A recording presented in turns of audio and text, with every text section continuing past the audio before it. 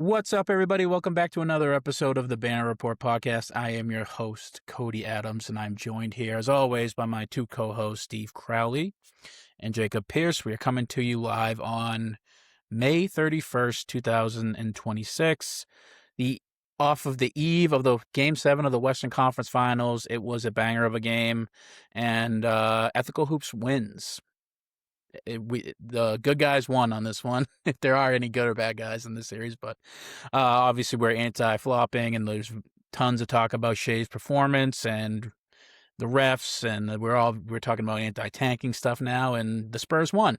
They went out and won they were just better, more physical, better defense, and they have maybe the biggest unicorn to ever have existed in the NBA. Guys, what do we got? How are we feeling? We got a woke NBA Finals, baby. We got Mom Donnie's Knicks, and we got the communist Spurs, baby.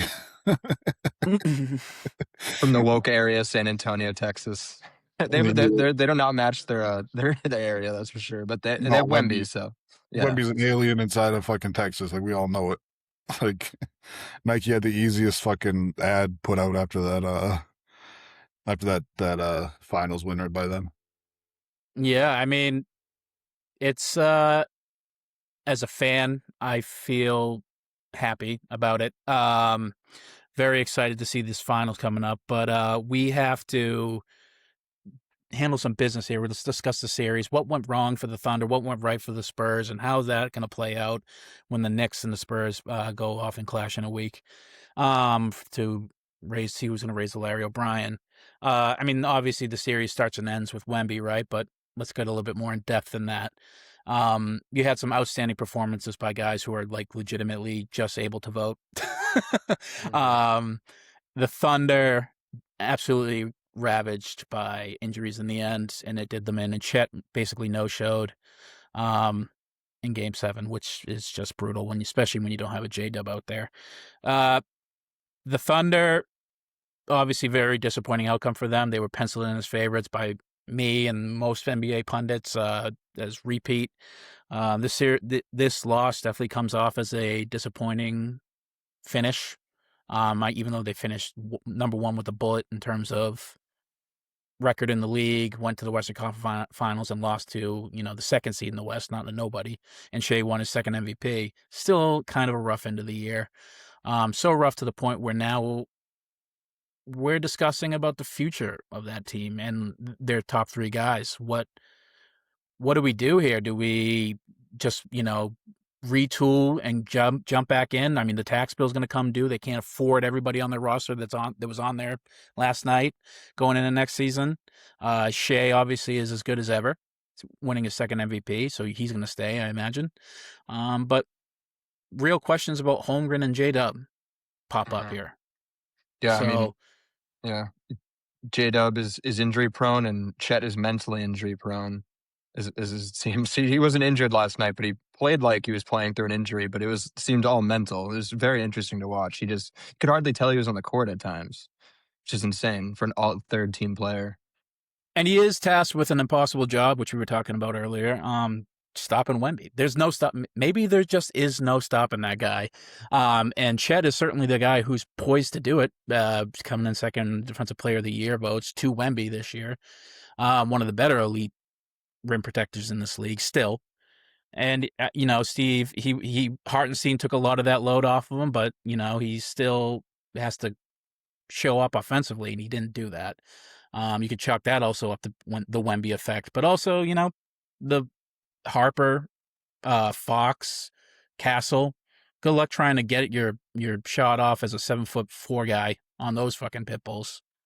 Yeah. It was a lot of him just like shying away from the ball too. Like it didn't even look like he wanted the ball. There was a lot of him standing around away from the play, like, hey, don't get me involved. Like if you're gonna be a floor spacer, you gotta make them pay for it, Like if you're gonna be a 7'4" like floor spacer, you gotta shoot the three at least a couple times. Even if you're missing them, you have to keep the defense honest because the Spurs were not worried about him at all last night.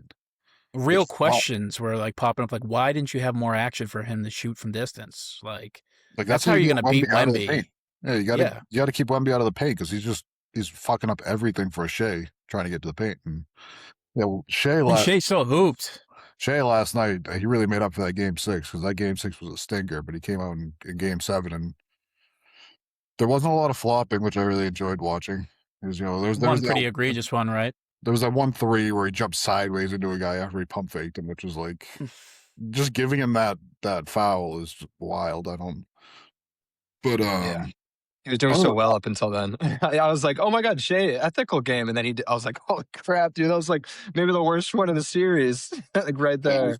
It was brutal. But I mean, he was crazy efficient last night. He had 9 assists to go along with it. Like if your second best player is going to be Chet, he's going to take 2 shots. I don't know if it was a coaching decision to not get him involved, or if it was a him decision to not get involved, but it's like, you got to have something. If J-Dub's not out there and, was it, who was this other guy that was an AJ Mitchell?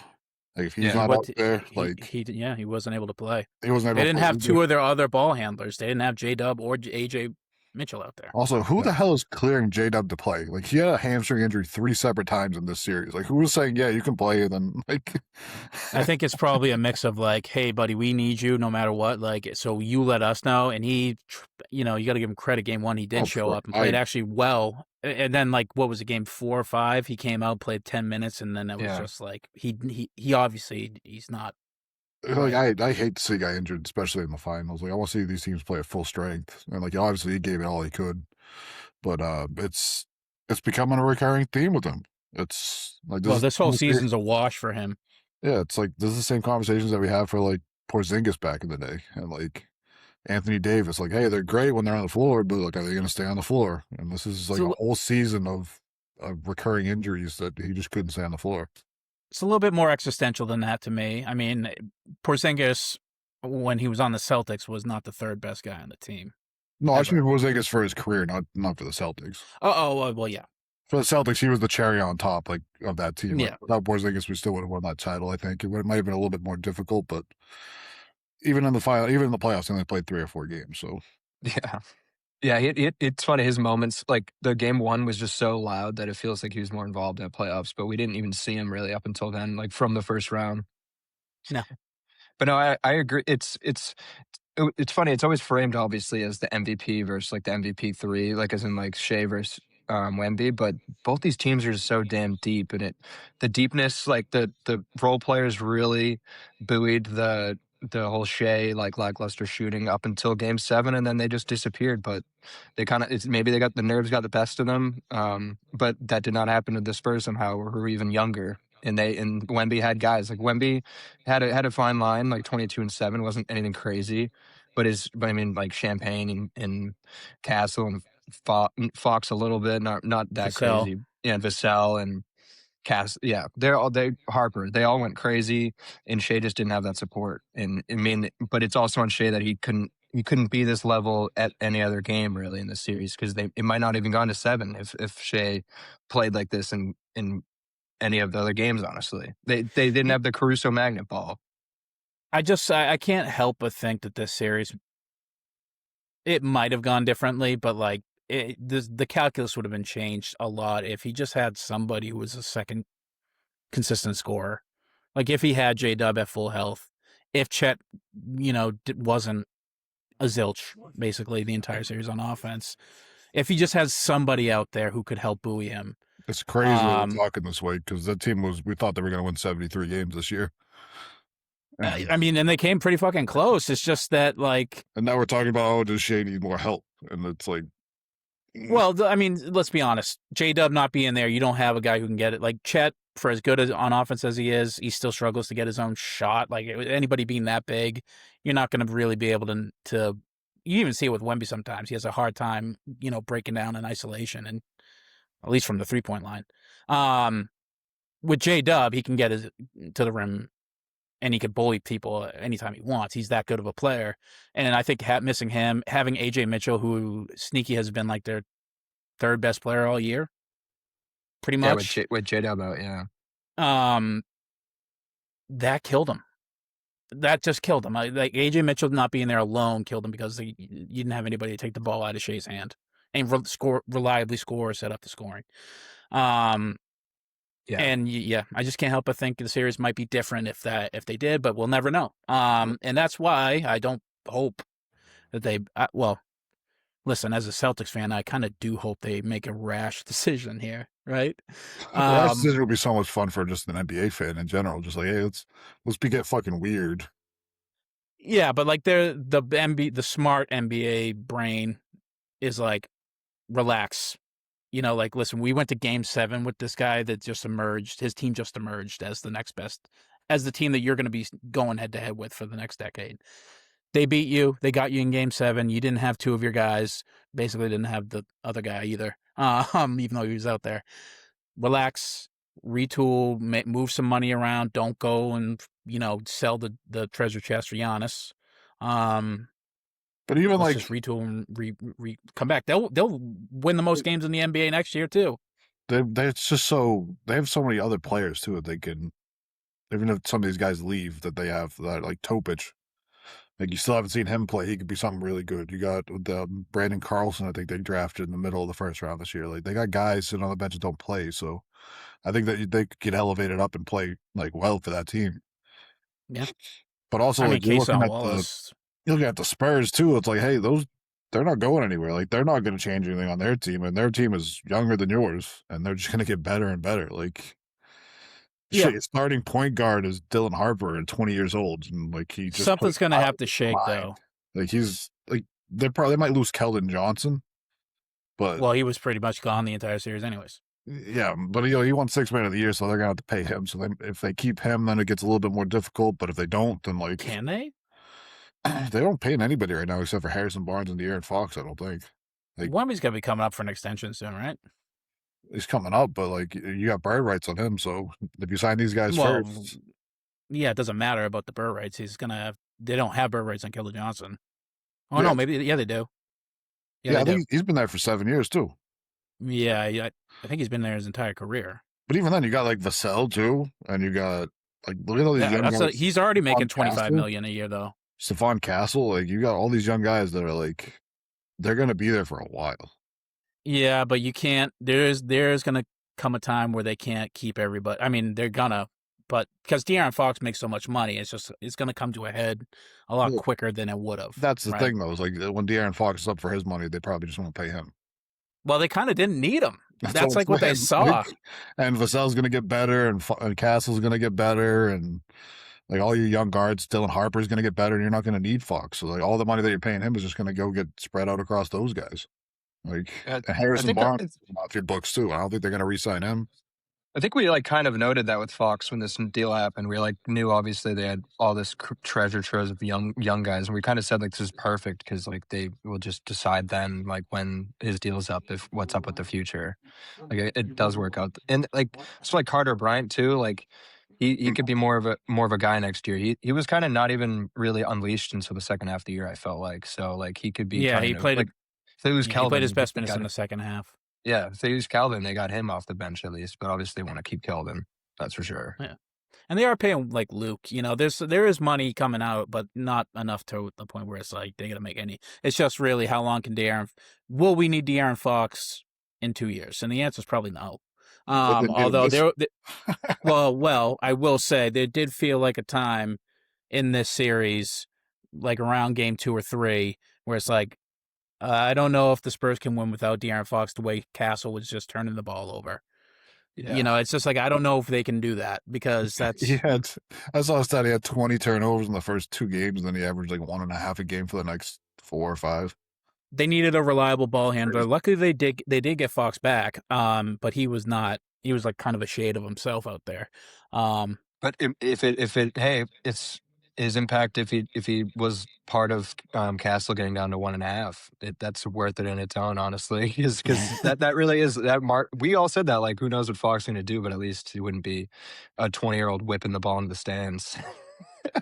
I mean, like, the Thunder like really fumbled some opportunities if we look back at this series too. I mean, game 1, no Fox, you're fully healthy.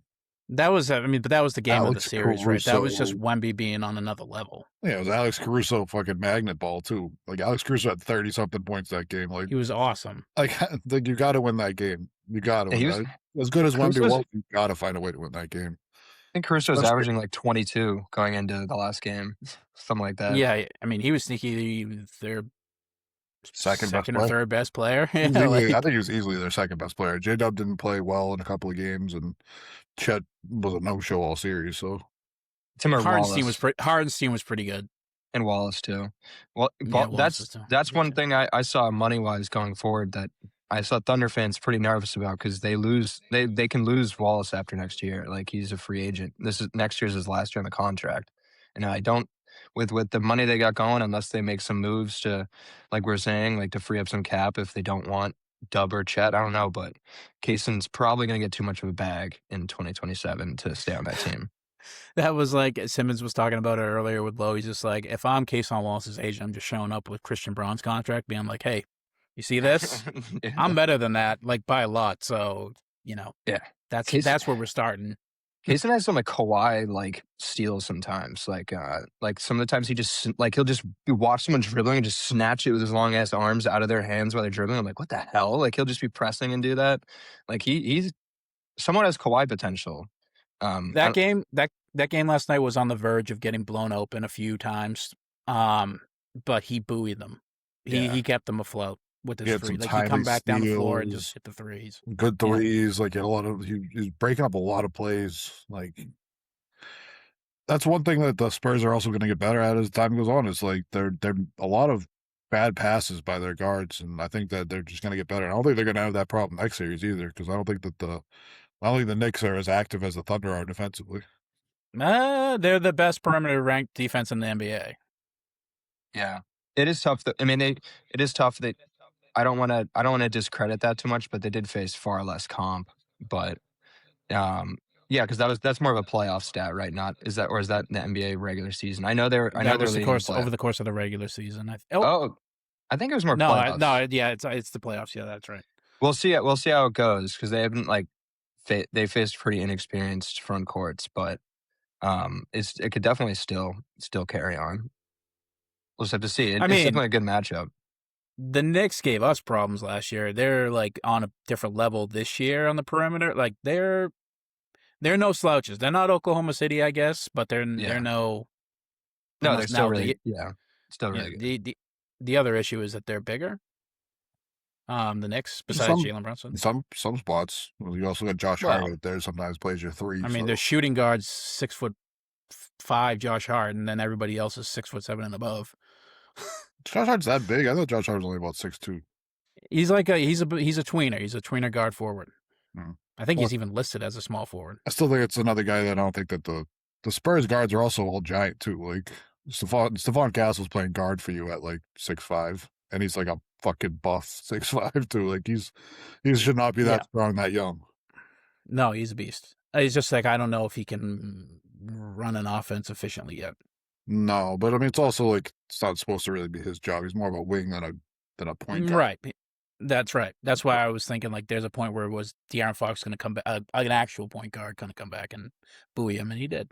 And Harper's, I mean, who knows with him? He's legitimately so good. He's so young that he could be anything. Like that three, dude. He had that three in SGA's eye last night. That reminded me of the Nemhard one. Yeah, that was a big nut shot right there. He tried to fucking dunk on Chet or something at the fucking end of that game too, and just missed it. That was the things that he tries are just unbelievable. His little up and under moves he does around the rim too. I love those. I mean, just to have the confidence that young is crazy. They're a highlight factory. They got a lot of good in-game dunkers with him, Castle, and Vassell, and then obviously Wemby just looking crazy when he dunks.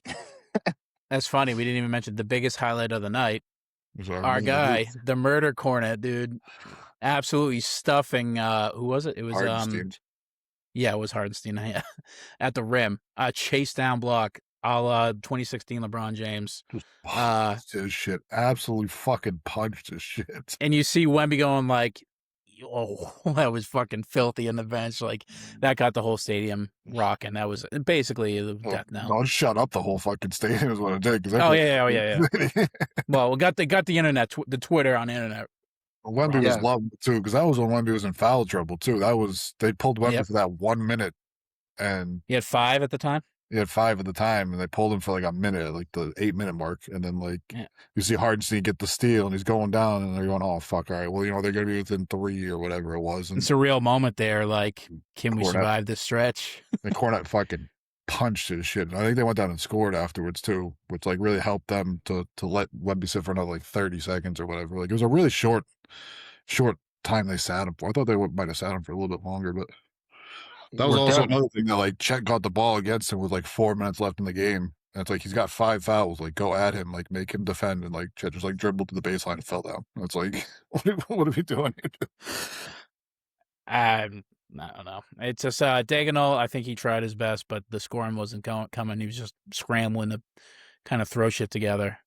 Yeah, he was calling a ton of timeouts, just trying to switch up every single lineup he could in there. And the Lemonster came out of him early. He was like in the ref's ass. Oh, I got attacked early in the game. Yeah, that was.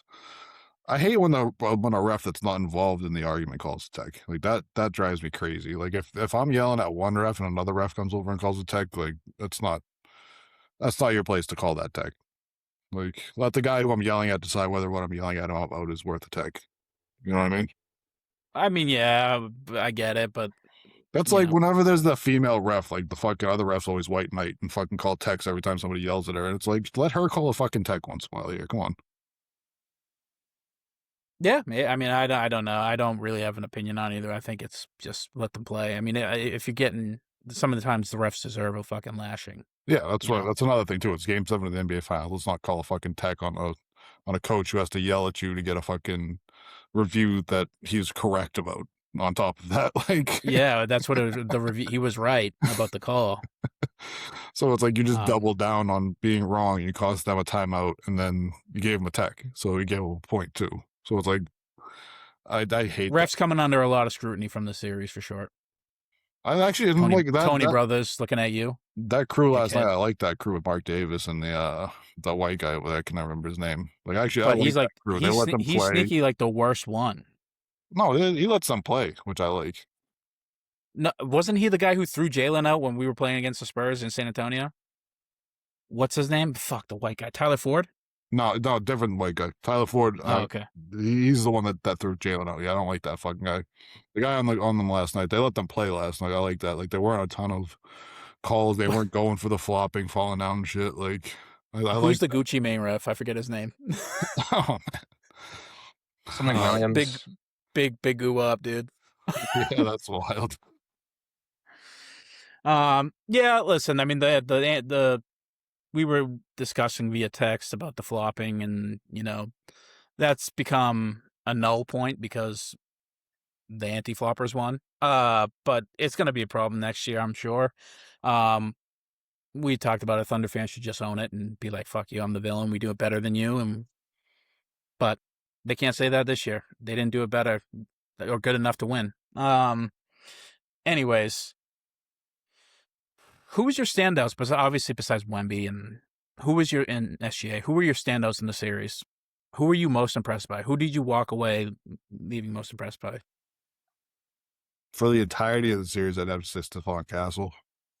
Why?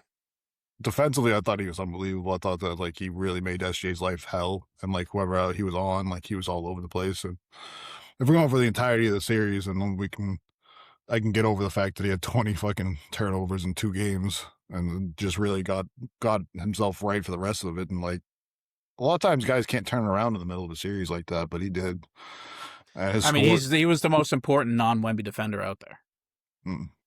Yeah, by a long shot. Just for what he had to do on both teams. Like he just had to be, besides maybe Caruso or, Chet. But yeah, he was for whatever his lacking on playmaking skills he is just about it with everything else. And his shots maybe not the best either, but I'd ride or die with him. He's very a la Marcus Smarty, but with potential to be better. So there's something of like an affinity I have towards that player. Same with that Harper. Harper maybe a little bit more polished on offense already, but yeah. Jacob. Julian Champ, at least the last couple games or the last few. Champagne. Yeah, Champagne. He was It's pretty Justin fucking too. nails. No, Justin's on the Wizards. Julian is on Spurs. Yeah, I know. He kind of like we were saying, like Harrison Barnes kind of wasn't anywhere this series. He kind of filled that role. It felt like, and it was absolute nails. Like he has some nice. He got old. Yeah, exactly. And then Julian just cannot miss. It felt like in big moments at least, and it just kind of kept him afloat. That's a role player that you don't expect to play 37 minutes in Game 7 and get 20 plus and a bunch of rebounds like that. That was pretty huge for them. Obviously, Castle and Harper and all them, and Caruso. I guess like on the losing side, Caruso up until the finish was pretty crazy. Got to acknowledge that. We already talked about it, but he definitely buoyed them a bit offensively, basically filling in for J-Dub as the second leading scorer for the Thunder. Yeah, he was. Lou Dort being a nothing burger for the entire series was. I mean, I didn't expect him to score, but like even defensively, I didn't feel any impact from him the whole series. Like he seemed like he was just stapled to the bench for most of the series, which is wild because you would think that they would want another big defender out there to help with either Wemby on a switch or, dealing with one of these big guards, but he was a nothing burger out there for the whole series, it felt like. Honestly, that's a good point. I honestly kind of forgot about him in general. He had one good steal. He just plucked up. He went around. He read the pass lane to Wemby, like went around him and just sort of like took it like a fullback from him. And I think went down, dunked down the other end on maybe it was Game 6. Maybe it was 5. It was one of the games. That was like the only thing I remember about him. He was useless entirely outside of that. They were starting him in the games, and the Spurs were getting off to such crazy hot starts, and like he was just getting stable to the bench after that. Like he had the Game 1, he had a good 3-point shooting night, I believe. I think he had like 3 of 5 or something like that. So it's like for him to just not show up for that entire series too. Like, it's a lot of guys on that Thunder team that just didn't perform in that series, which was tough. Yeah, I mean the fact that SGA scored 35 points in Game 7 and the rest of the starting 4 scored 31 combined is just tough. For me, I'll give one from both sides. Obviously, Devin Vassell for me for the Spurs. I just think I walk away being like that guy. I mean, they said it in one of the broadcasts. I think it was maybe Reggie being like, he's the savvy vet, being like Devin Vassell's a savvy vet because he's 26 years old on this team. Like, I guess he is. He's been with the team of comparatively very long compared to the other stars, but like he was just he hit some incredibly clutch threes. He was always constant offense especially sometimes when the offense broke down. He was just a reliable shooter. Like, hey, kick it out to him. He's going to shoot in somebody's face, or he's going to try and, get off a pick and hit a in motion too. I'm trying to look at his stats here. He shot Game 1. He was crazy. He just because Wemby in the game overtimes, it felt like he never shot. I guess he shot. Hold on, I'm trying to look. 9, 12, 20, 27, 31. 40, 47. He shot 53 3-pointers in this entire series. And I think he's shooting about 40%. I mean, that was just what you need. That's a lot of threes too in a 7-game series. That's 7.5 a game. Like that's a good chunk of change right there. Yeah, he only scored less than 10 double-digit points once in the entire series. He scored 6, and he finished as a -2 that game. So I guess his defense needed some work. But other than that, he was just the offense that they kind of needed to buoy them when players like Keldon Johnson don't show up, when, Castle is just a fresh buttered popcorn's thrown into the third row. And like Wemby off the bench, yeah. And Wemby can't get any space because they're up in his ass. On the other end, Hartenstein. Really fucking noble effort. And I think some of that action they had by Diagonal, where it's just like, hey, we're going to do a pick and roll. Wemby's going to kind of like try and, shade to the middle off of Hartenstein, kick it to him. He's just taking those like jumping baby floater hook like buckets. And at one point, he went like 5 for 5 and it's like straight. But yeah, he did his best. He tried to get in Wemby's kitchen, I think successfully a few times. And, just a noble effort from a guy who's not widely considered one of the best centers in the league. Considering his cohort there, Chet was markedly less valuable. Yeah. Yeah. I mean, Hartenstein really rode that line in a couple of those games with the physicality with fucking Wemby, and if they're gonna let him get away with it, he's just gonna keep doing it. Like I don't. But he did what you could do, and he won them those games. It's the same. Yeah. I mean, that's how I think you got to beat the Spurs, especially because they're so young. You got to fucking just get in their grill because Wemby will. I mean, he showed it once. He can break mentally and make a fucking foolish choice that costs his team a game. That's what happens when you're young, you know, and you're the blood's boiling in the playoffs. Like you get angry and get him off his rocker. They're the more veteran team, the more savvy team. Comparatively, and they haven't played at all either as a core in the playoffs. Like this is their first run. Like Fox, obviously Fox and Cornette, but otherwise it's all, like we saw in the turnover battle, but they made up for it with their absolute manic energy. That's like that's how you're gonna make up for your turnovers. Just be absolute demons on the other side and create nearly just as much. Also, got to shout out the other Jalen Williams too. He was a thorn in the Spurs side. It felt like when he came out, just I don't know why or how. He just felt like he's almost like Luka Garza when it comes to just like being in the right spot at the right time. Like he just felt like he had so many easy buckets last night, which is kind of crazy when it comes to the Spurs defense. Like I don't know what it is about him, but I feel like he shoots 60% from 3-point line. Like whenever he's getting a wide open three, any amount of space, it's just he was knocking it in. Which is as having that as your eighth man. I mean, come on. On a team that was struggling. He should have been playing with Chet, it seemed like, this whole series. Last night, he should have taken all of Chet's minutes. That's for sure. He was like actually very much a positive. Versus a lot of the team didn't have a plus minus positive. That's for sure. He did. Yeah, I mean, from the last 5 games, 40% from 3, 37% from 3, 40% again, 39%. Like he just had a pretty good series for a role player.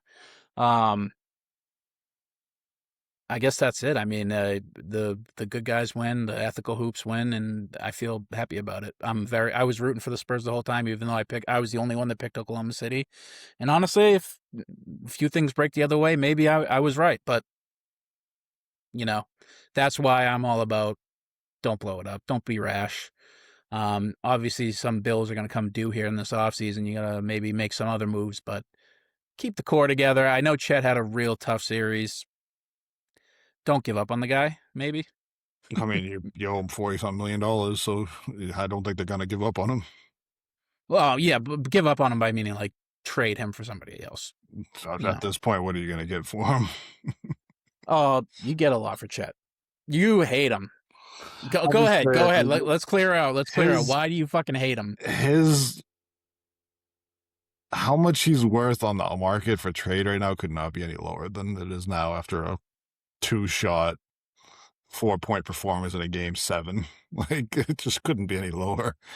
I honestly feel bad for him. He's going to have a tough offseason. Go ahead. Yeah, that's what it is. You know, I mean, they wanted to be big and brash and talk shit all year long while they were winning, and now the bills come due when you fucking show up in game 7 and put up that performance, you know? You don't think they earned it, though? They earned the right to talk shit this year. Well, yeah, 100%. If you're winning, you can talk shit. I'm never going to argue with that. Even if you're losing and you're talking shit, I'm fine with it. But, like, I can't say I feel bad for you if you're going to talk shit all year, and then if you shit your pants in the playoffs, like, I can't say I feel bad about you catching shit for the offseason. Just as an aside, speaking of losing and talking shit, what the hell is the coach of the Cavs name again? Oh, Kenny Atkinson. Oh, Kenny Atkinson saying, "Oh, we won all these games analytically." It's like you got swept out of the playoffs. He's in the lab right now, being like, "We're the better team, man. Just look at the stats. It makes no sense how we lost. We got him in 9. All right, we got him. It's a 9-game series, guys. You know, we just got to win the next 5. We already won." If we play these guys 100 more times, we're winning 98% of the games. It's like, all right, dude. Dude, I don't know. You're too lost in the sauce, my man. Yeah, you left out James Harden out there on a fucking island for fucking like 20 minutes or something like that one game to just get burned in that 25-point like lead they blew. How about all the extra timeouts you have? What are you saving them for, dude? Like, how about you use them during that fucking unbelievable comeback, 30-point comeback or whatever? Yeah, I mean, like, but don't worry, we're gonna see him next year because they re-upped him and they re-upped Harden. It's the Harden one. The Harden one they had to re-up him. I think that was part of like when they traded for him. Like, hey, we're gonna re-up you afterwards. And then why? What? Hold on. Why Why? Like, why did we have to do that? So that I know you said it, but like, also, dude, how about you get back on defense one time for me in the playoffs? Hey, I'm not gonna say that they should have said that they were gonna re-sign him. Like, it's a terrible idea to re-sign him. But like, when you make the trade for him, it's like, hey, we're gonna. It's in the NBA. When you make a trade for a guy, sometimes when they're at the end of their contract, it's like, all right, we're trading and we're gonna extend you and we're gonna pick up your player extension or whatever. Like, that's part of the promise. That's a verbal contract. That was not like nobody's gonna sue for that. You can't enforce that. I mean, that's fine if they don't pick up the contract, and all the rest of the players across the league know that going forward. Not to fucking, if you could trade that team, just tell them you're not going to play for them. Because okay, hasn't James Harden sort of not earned 100%? 100%. James Harden somehow like goes to that new team every 2 years and gets a fucking bag and an extension from every single one of them. I don't know who his agent is, but first ballot Hall of Famer. Like, he's might be the best agent ever lived, because like teams keep signing up for the James Harden fucking experience, and it's the same thing every single time. I mean, the real answer is they don't have a point guard, right? So of course they're going to bring back a guy who on paper is a good point guard still, even at 37. It also might be the other point signing him like, so that they can trade him. Like, hey, we need your contract on the book so that we can trade you for whatever, Yeah, that's them the doubling Cavs down on that team is wild, because like that team needs to get blown up so bad. That team needs to get blown up for a couple of years now. Did you see the Donovan Mitchell clip too? I feel like the Cavs fans are getting hit with just bad quotes. He's just like, we might never win a. He literally was like, we may win a ring, we may not win a ring, but I've won in life. That's literally what he just said in a quote. And it's like, holy crap! That combined with Kenny saying that they should have won, and then also like Mitchell and the coach both saying that they're like happy about the James Harden experience and like gloating about how much of a professional he is. It just seems like if I was a Cavs fan, I'd be like, holy shit, this team does not actually care about winning at all. Again, no, it's and LeBron ain't gonna save you even if you get him. No, at this point in LeBron's career, no. Well, it's just like the problems run a little bit deeper than just having a elite wing, No, and Bron's online too. He's seen how the Cavs play, like how they were talking last year when they had their historic season. They're like, why would we ever need LeBron? Like, they were like kind of giving that energy. And now Jalen Tyson talking about, oh, this isn't LeBron's team anymore. This is fucking Donovan Mitchell's team. And it's like, bro, the Cavs are always going to be LeBron's team. That's like saying it wasn't Jordan's team anymore. It was Derrick Rose's team when he won an MVP. Like, no, the Bulls will always be Jordan's team. Like, that's just what it is. For that good, yeah. I mean, the other flip of the coin is like they can't just straight up afford LeBron. Like, now that you're re-signing Harden, you have no money and no picks, by the way. So yeah, you have to really trade off a couple of guys to get underneath the salary cap. I mean, fucking get rid of Jared Allen. I don't know. Well, they're gonna have to do something. We'll talk about it more this offseason. But anyways, let's get back to what's going to be an interesting finals. Spurs and the Knicks. Knicks haven't been back since what, 93 or 99? 99. Again, against the Spurs. Spurs, yeah. So good for New York. Probably going to be the most watched NBA playoff series ever. Bill Simmons was talking about how this is going to be the most expensive playoff ticket maybe ever in like American sports. They already came out with the fucking the games. Game one, like the average ticket's like $2,000 to get in. It was like the cheapest. That's crazy. You're gonna sit in the nosebleeds for $2,000 by yourself. Like, never mind if you want to go with somebody else. Like, you want to take your kid to a game, hey, you're 4 G's and you're fucking. I mean, but listen, there's like a whole generation of Knicks fans that are like, we haven't seen this good of a team in 20, 30 years. And there's a whole generation of Knicks fans that are like, we've never seen this. So like, let's go all in. And the Garden, it's Madison Square Garden is like a hell of a venue too. Like it's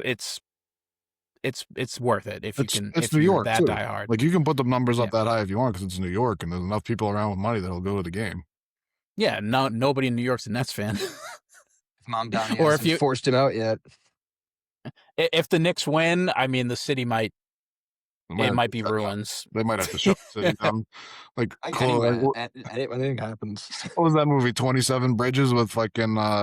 Oh yeah, with Chadwick Boseman. Yeah, shut all the bridges down. They're gonna shut all the bridges down if they win, because like we can't let any of this get out to the fucking rest of the world. It's actually not that bad of a movie. I like that movie. Anyways, it's a movie. No Mitchell Robinson, right? Or is he going to try and play through it? It's a pinky fracture. Yeah, he's good to go. He's good to go. The pinky. Well, he's not a shooter, so I guess it doesn't truly matter. Yeah, he had surgery. He said he's good to go for game one. He said he'd fully plans on playing game one, which we all know when you break your metatarsal on the end of your hand on your pinky, we all know how you do that. Yeah, little bonfire, little banner report context. Playing pickup hoops. I think I was giving Steve the absolute business, and he got so frustrated to the point where, one, I think you spiked your phone into the ground and broke it. Maybe that was a different occasion, but you definitely did that. I was And the other occasion, I think you maybe flubbed a layup or something, and then you punched a metal stanchion, like a solid metal stanchion at the Pembroke courts, and fractured his pinky, and he had to get it popped back in. I think he continued to play through it, which, honestly, hats off. That's pretty fucking impressive. That was our good friend Nick Booth over there fucking pissing me off, yelling at me to box out a guy at 30 feet who runs twice as fast as me and Jimmy Sampson over here.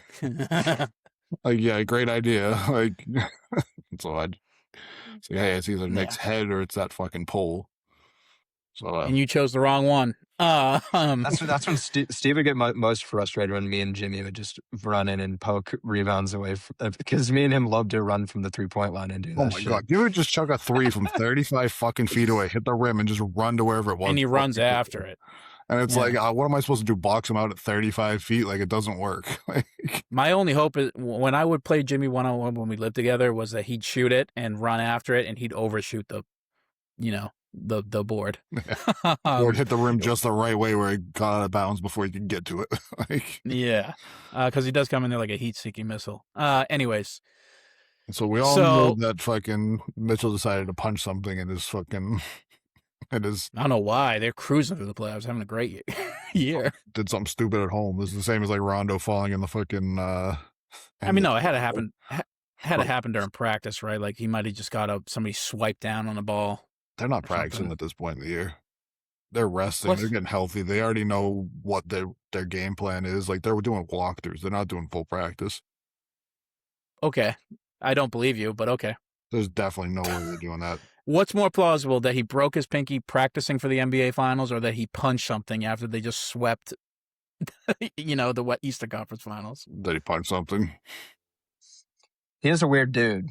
We can't everything's on the table, honestly. Well, I guess you checkmated me on that one. I just don't think that's what would happen. I don't know how. If a guy's sweating down, you broke your pinky like that, then like every big man in the NBA would have broken pinkies and broken metatarsals all the time, because that's all that happens all game long when you're getting rebounded. I mean, it happened to Voos.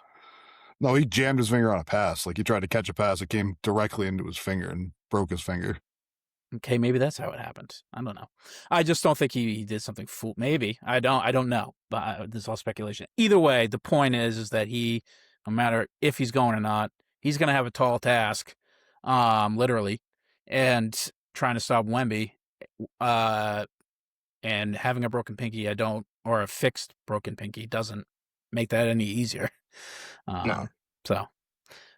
That's we'll see. There's such an interesting matchup for that too. Like, Cat's gonna try and drag Wemby out of the paint by shooting, but also Cat's known to have really stupid fouls, and he's playing against Victor Wembanyama, so it's like the immovable object versus the unstoppable force of like, hey, which one's gonna print first?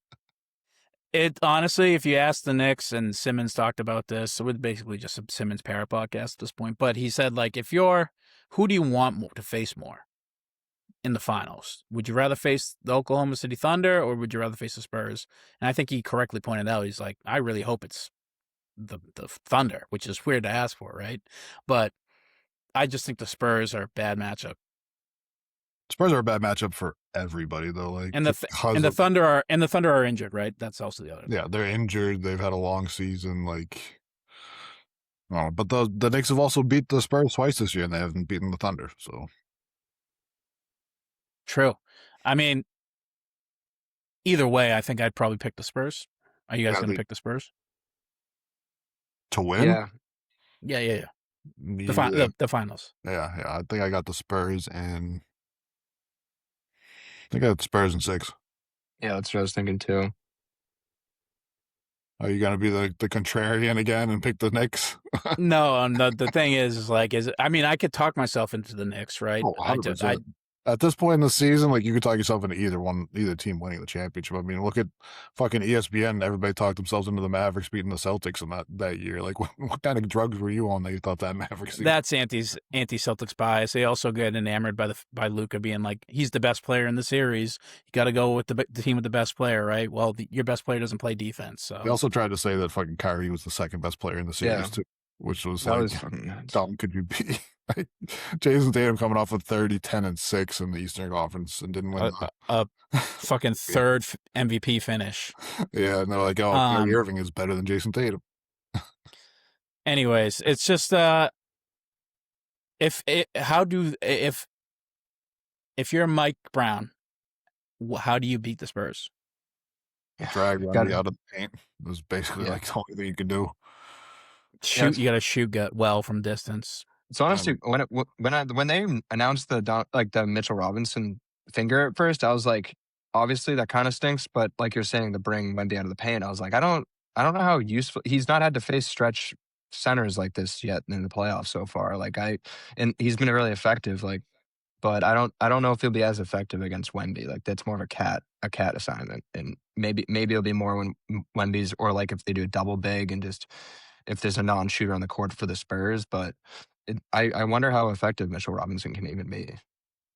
I mean, they don't have any other center. Like they have Cat, and they have Mitch Robinson. I guess they have Huck Porter, whatever his name, but he ain't a player that can compete at that level yet. They're gonna need him just to have a body, right? But strategically, your only hope is to play gritty. How the Knicks play, right? Gritty, all over you, tough, nothing easy. Keep it close until the fourth quarter, and then just let Jalen Brunson go nuts. Because, I mean, he's the most clutch player in the NBA. You got to create extra possessions too. That's a big thing the Knicks are going to try and do. Create turnovers. They do that better than almost anybody. Mitchell Robinson is one of his best assets is his offensive rebounding. So they're going to have him in there trying to get offensive rebounds, but. I mean, one thing that I think the Spurs might try and do is put like Carter Bryant or maybe Keldon Johnson on Karl Anthony Towns and be like, hey, see if you can post up. And then we're going to put Wemby on like Josh Hart and be like, hey, Josh, if you can hit 40% of your threes, then we'll change this. But if you're not going to hit your threes, then Wemby's going to be hanging out in the paint. And that's going to fuck up Brunson pretty bad too. Yeah. The Knicks. It's going to be interesting to see how Brunson deals with Wemby. Oh yeah, and Castle's going to be all over Brunson. That's for sure. Basically, the Thunder, I expect them to just kind of do the same scheme. Like they're the even savvier team when it comes to age. Like they're just going to try Knicks. Yeah, they're just going to try to overwhelm the Spurs guards and just cause a lot of turnovers because they'd have a great perimeter defense and so don't the Thunder. So they're probably seeing that like, oh, you can really get them.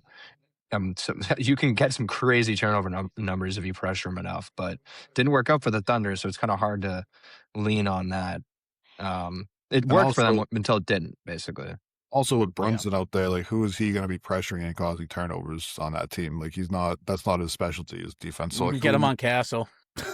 That's your only. The problem is you get him on Castle. Castle doesn't mind posting up too, so.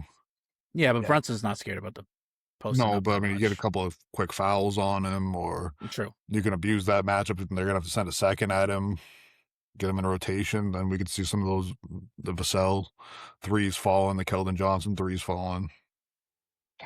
Yeah, Brunson, I mean, you might have to be on freaking Harper by pure size because, like you're saying, everyone else is huge, or Fox, but then those guys are fucking quick. So, not like Brunson's not, but yeah, it's tough because like he can't really go on their wing players because their wing players are all pretty strong and huge. Like obviously Brunson's a unit, but Castle's got like 5 inches on him. It'll be tough. Castle might have like 20 pounds on him too. Like I don't know. Brunson's like he strikes me. He's like uranium. He's dense. Like he's just like denser than he looks. But he understands he has that low center of gravity down. That's for sure. I mean, like guys like that, they know how to like guard in the post better than a lot of guards do because they get posted up so much. That's just purely out of habit of it just happening to you. But it's not going to matter that much if the guy's that much bigger than you. Like you can play good defense on him, but if he's that much bigger than you, it's what it is. It's kind of just wraps at that point. So it's going to be a lot getting him and Karl Anthony Towns involved in like pick and rolls, just like everybody else tries to. And it's going to be like, hey, how are you going to hide those two? Yeah, I mean, if you just look at the teams, where do the Knicks have the advantage? I would say they have it in the wing department. Like basically 2 through 4, they have the size advantage.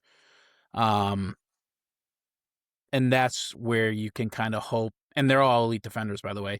You hope that you can kind of stymie the guard play and the wing play, and hope your double big lineup can sort of keep Wemby off his game. And then, like I said, if you can do that and keep the game close, or have the lead going into the latter stages of the game, that's when it's Brunson time. That's where we're like, whatever we're doing, we're clearing space for him. We're setting picks. We are giving him ISO ball, and you're gonna have to stop him because he's gonna score. So that's how the series, if I'm talking myself into the Knicks winning, would go. My brain, I think this is the Spurs in 6. I mean, I'm thinking lesser, really, but we saw it last 6. series too. We saw this series that we just finished watching. Spurs aren't afraid to double you too. Like they doubled Shea like almost every time he had the ball for like a lot of game 7, game 5. Like they don't mind doing that to the Knicks either. Like yeah, but they could do that because they didn't have another guy, a scorer. Well, I mean, like if they could double. They're going to run the double they big can't do that with the lineup. Knicks. If they're going to run the double big lineup, then you can double and let Mitchell. Like Mitchell's not going to hurt you. Like Hart's not going to hurt you. If you're doubling Brunson, Hart can hurt you. What are you, crazy? He's killed multiple teams in the playoffs. I'm saying from 3. Reason. Like it's 3-point shooting can be streaky sometimes. So I think that's something they can look to do. They can double off of him and rotate short to Hart on those, or just cover up the paint with Mitchell and Cat if they're both down there. Obviously, it's gonna be an interesting test for Mitch Johnson. We'll see what he can come up with. Mike Brown, we'll see. The game plan's pretty simple to me. You got to do that. That's the only real way you can sort of hope you win. Mitch Johnson's gonna have to come up with a lot more scheming, kind of where to hide the delinquencies and the deficiencies in his team on both ends. Yeah, either way, I got the Spurs. We all got the Spurs. Finals MVP. It's going to be Vic. I mean, if the Spurs win, it's going to be Vic. Yeah, agreed. Yeah. It'd be real weird if it was like, Devin Vassell finals MVP. Devin Vassell just averages 30 a game for the finals and they sweep him. Like, oh, okay, Devin, here you go. He's prime Iguodala, yeah. I was gonna say like it would feel crazy, but like Steph had to really fight for his first Finals MVP. Like it things like this happen. Like it could be a role player that just like really goes crazy. Like if you think about it, like obviously we think Wemby's some surreal like unicorn, and he is, but Steph at that time too was like basically untouchable, and he was like king of the league at that point, other than LeBron. But yeah, no, I mean, I still will vote Victor, but it wouldn't be that crazy, I guess, in recent context, because we've seen more number 2s get it. Like, I mean, Brown, obviously not as bad. Vassell's not as good as Jalen, but definitely not the one. Could it go to Castle? Could it go to Harper? Yeah, agreed. Castle probably would be the more realistic one, but probably Victor. Especially if he gets the Brunson assignment. Harrison Barnes. Oh, yeah. The fucking Finals MVP. Dude, if Brunson like shoots very badly and Castle averages like 25, like yeah, totally. Yeah. It's also all moments too. Like how big were your moments in the series? Like that was why Jalen got the Eastern Conference Finals MVP. The year we won, because like he had moments that series. But if you look at the numbers, like Tatum was the better player that series. Yeah. Well, Tatum, I maybe I misremember it, but I feel like Brown was consistently good throughout the entire series, and Tatum might have been a little bit he might have had a bad game or two, right? But I mean, even a bad game or two in a sweep, and he had 30, 10, and 6. So it was like, yeah, it was the Jaylen Brown corner three of the game that you were at to tie it, to send it to overtime, and that comeback. It was the great defense that was he played. the ECF. Yeah, that's what I'm saying. The Eastern Conference Finals MVP that Jaylen won. No, Jaylen won them both that year. Fine. Oh, okay. Yeah. Okay. Yeah. So I'm just saying the Eastern Conference Finals MVP went to Jaylen because it was the moments that he had. And like Tatum in the closeout game was 33, 11, and 6, I think, or something like that. So in the finals, so like it was once again, it's all moments. It's like you got the Jaylen picking Luka's pocket a couple times a game, the dunks, like it was definitely. I'm not mad at either one of them for winning it. I'm not like a Jaylen versus Jason guy. Like that's fucking weirdo behavior to me. Like this is the Celtics. It's not Jaylen's team. It's not Jason's team. It's the Boston Celtics. So, yeah, I honestly hope it's. I agree. Brown like definitely had a case. I just hope Vic wins it just to avoid the annoying conversations like people slandering Tatum now, or like he didn't even win the Finals MVP. Like it's used all the time. It's like, dude, he had better numbers than Shea in the finals last year, and they're like use it as for Shea's case. Like, oh, you're talking about Tatum. Like you didn't win a Finals MVP. It's like, well, he did better than Shea did when he won it. So like, what are we even talking about? Like you're just saying like because no one else did as good as him. Like that's why he deserves this massive amount. I don't know. It's annoying. The way fans treat it is the reason. It kind of sucks sometimes. I'd love it if it got funkier and like random role players would win it more, but it'd be annoying for narratives, that's for sure. It was annoying for Steph for a while, that's for sure.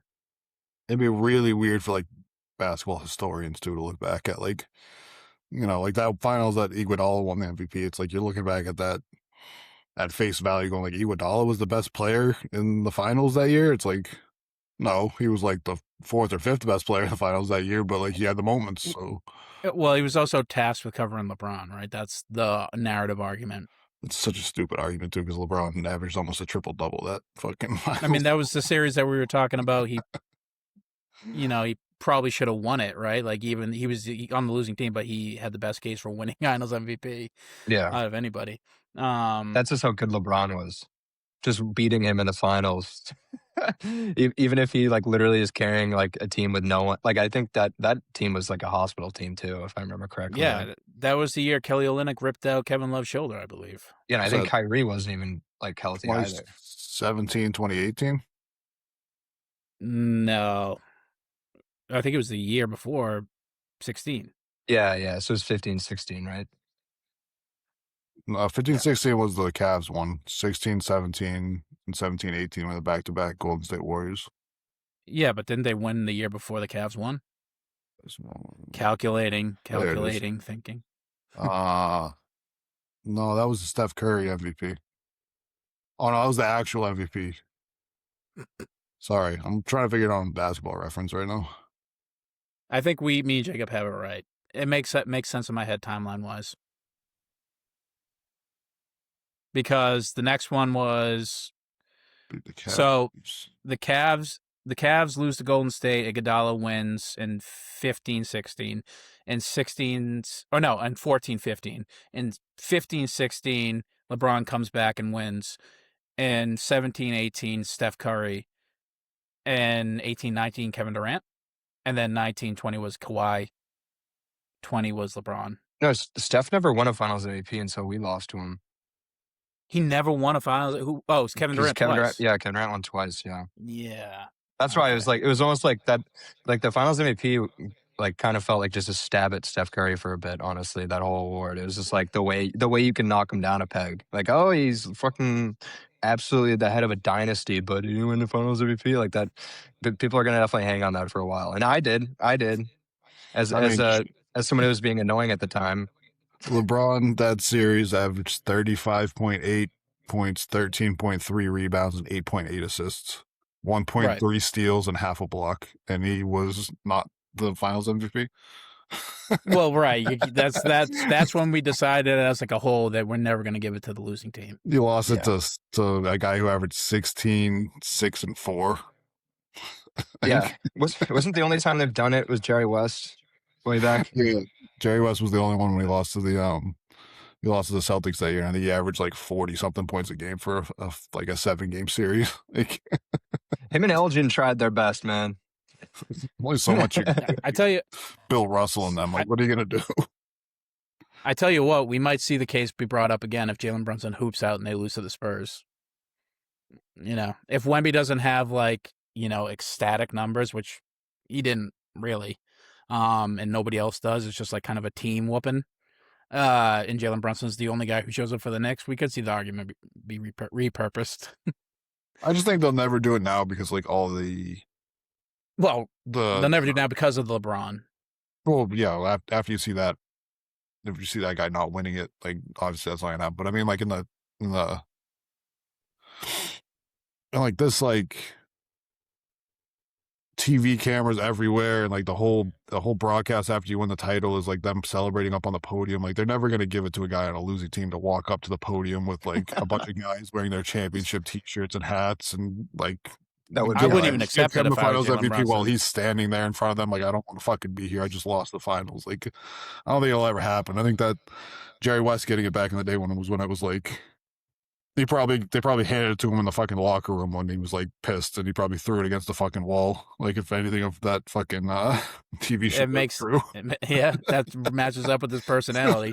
That Brunson, is true though. That is hilarious to think about the way it is celebrated now. Like to somehow give it to someone else is really funny to think about. Be like, and we're calling Jalen from the locker room. Jalen, we know you left the court, but we need you to come back. Is there going to be a guy with like one single guy with a camera and one guy with the trophy like following him back to the locker room like to give it to him? And I'd just eat the fine. I'd be like, fuck off. I'm not speaking to anybody. Yeah, for sure. Mail me the award if you want. It's going in the garbage. Which would really fucking make them never do it again. Yeah. Well, I mean, they give the Jokic 3 MVPs? What does he do with those? Those are definitely in a closet somewhere in Serbia. Well, I mean, like they would stable. never like the losing guy again if the guy just said "fuck you," I'll eat the fine. You're not putting this on TV. Like none of this is happening. Like, well, yes, I'm being facetious. He would. Jalen's like he seems like he's enough of a pro that he would be. Yeah, for sure. He's a level-headed guy. Like you never see him get too high, never get too low. That's why he's such a good player. All the best players in the world are like that, really. Yeah. That's the finals. They kick off next Wednesday or Thursday? Wednesday, I think. This Thursday or Wednesday. Yeah, we'll see. Getting a little bit sad. We're running out of NBA games. Yeah, at the most we're gonna get a 7. Though I hope we do. And we don't have the Olympics this year. Tell you what, I'm not gonna do is watch the Red Sox unless they continue this winning they're doing. Yeah, today was pretty sweet. Yeah, I mean, I was looking at the game score on my phone. It was just like Red Sox up 1, Cleveland up 2-1, Red Sox tie the game, Cleveland up 4-2, and then it's just like all of a sudden I see 9-4. I'm like, oh shit, okay. Bats woke up. Duran's back. Jalen Duran's back. He had such a bad start. He was batting like 100 in April, but he hit 9 home runs this month. So that's pretty significant. That's like as much as Judge really ever gets. So. I think I could maybe name 3 Red Sox players. I don't blame you. The roster's weird. Wong still play for the fucking Red Sox? Who do you say? Trevor Wong. Close. Trevor Wong? You mean Connor? There is a Trevor on the team still. Yeah. No, Connor Wong's been way better this year. Knock on wood, but he's not. He's actually way better. You mean he's not batting 181?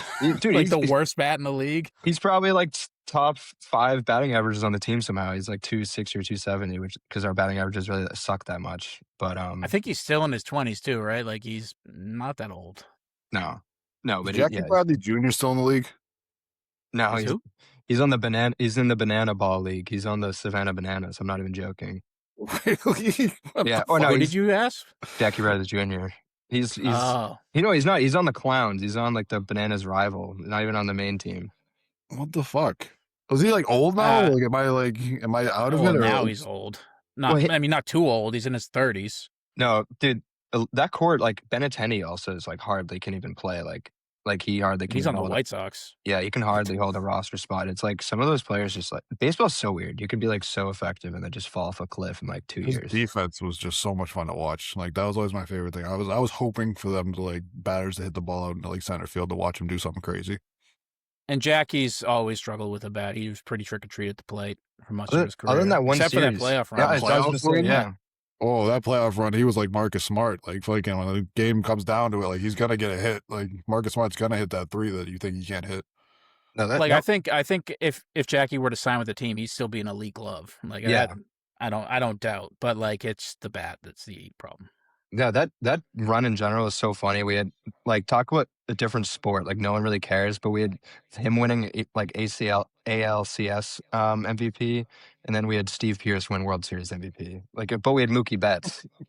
You know what I mean? Like it doesn't matter. Like no one really holds it over. Baseball's better about that stuff. Like I feel like no one really holds like those individual awards like that in the playoffs over people's heads. If you're like Yamamoto winning World Series MVP last year, you don't like see people shitting on Shohei. But it's also like with baseball, there's so many fewer stats, and like one guy can have so much more of an impact for one series than another guy just based off of, like plate appearances. Wait, what? See, no, baseball is all stats. Like they'll dive into anything. Like you could have more home runs than anybody else in the World Series, and that will get you the MVP compared to like in the NBA Finals, like we saw LeBron James average 35 a game, but he didn't get the MVP. You know, or like Steph was probably averaging close to 30 in that series, and Andre Iguodala got the MVP in that one. You know. Yeah, it's a little bit different because like, how do you measure a pitcher's value over a bat, like a position player's value? With Shohei, you don't have to do that. He's pretty goddamn good at both. Yamamoto just won 3 games somehow in a 7-game series, so he deserved it for sure. Only like one of 3 to do that ever. So, and especially in a series where it was like, well, it just seemed like it was back and forth with like the Blue Jays were on fire and Dodgers just had too much talent. His uncle's Gary Yamamoto. No fucking way. No, it's not. I just every time I hear Yamamoto, I think of Gary Yamamoto. So shut out, dude. Wacky worms. So unless the Red Sox get hot here, I guess I'll just dive into movies. Is there a fever this year or no? The World Cup is. That is something. The World Cup. Oh yeah, but soccer. Yeah, but I don't care. I want to watch more basketball. Why? So like watch a Thunder game. It's the same concept. It's just guys falling to their like they got shot. Yeah. Oh man, the fucking World Cup's gonna fuck up so much shit in Boston this year. Oh yeah. Yeah, it's I kind of just it's the world. It's the world's game, bro. It's like this happens once every. It's like years, it's exciting that it's in Boston, but it's just gonna be such a shit show in the Boston area for like all this, and like then you got the 250th anniversary of the United States, so Boston's holding a big thing for that because like we're one of the original cities, and that's gonna fuck everything up this summer. And oh my god, it's gonna be. I'm gonna do the original fucking midnight. Like every fucking night to get all my shit done in Boston before anybody shows up. Yeah, I'm probably gonna head to work early on those days. Just like kind of get out of. No, you want to leave work early is what you want to do because like getting to work is gonna be easier. Leaving Boston, trying to get back into this town. I actually didn't even think about that. Yeah, that's right. Do a little fucking hybrid shit. Like, hey, can I come in at like 5 and get out at like 2? Like, well, good thing we got summer Fridays. So. Oh, what a fucking job. I got to go back to fucking school, apparently.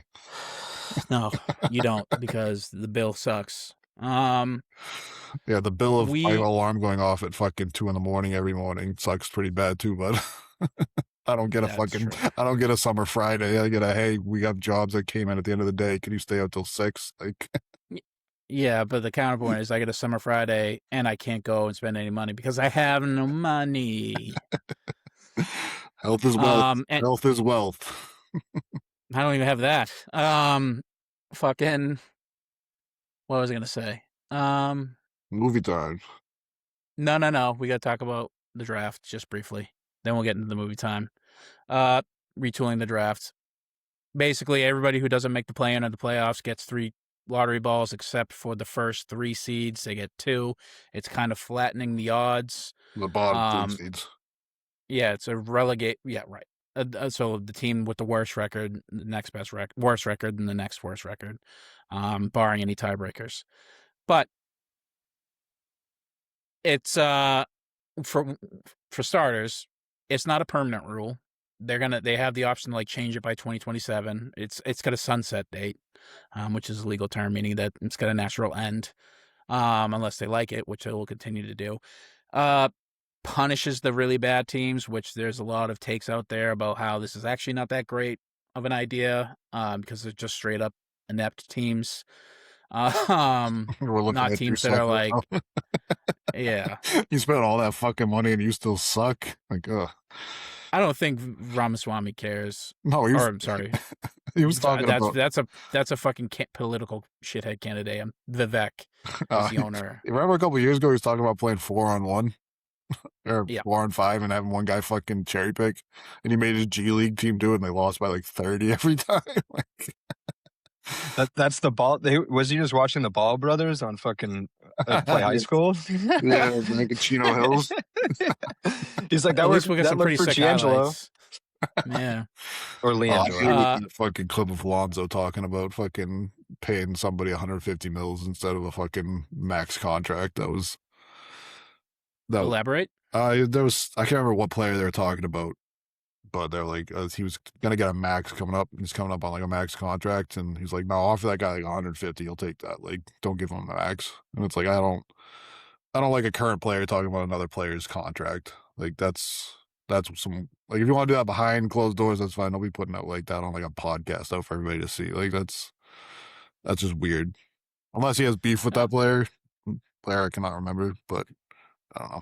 It was kind of weird. I mean, yeah, right. Don't mess with your other, like, that's no way to make any friends in the league, type shit. But like, he's probably right. Like, why are we just automatically handing out these automatic like max deals to players that? Yeah. Let me see if I can figure out what player it is. Never trying to shit on the player. The player should always try and go for the max. But honestly, if I'm building a team, you can't just be handing the shit out willy-nilly. Like, you might be handicapping yourself by doing that. Austin Reeves, that's who he's talking about. Yeah, Austin Reeves is not a max player to me. He's gonna get it, and he should. I guess he should try to. It's big contract, not max. So yeah, I agree. He's big contract. Like, he should get 30. He's probably gonna get 30 plus. I mean, Austin Reeves this year was 23, 5, and 5.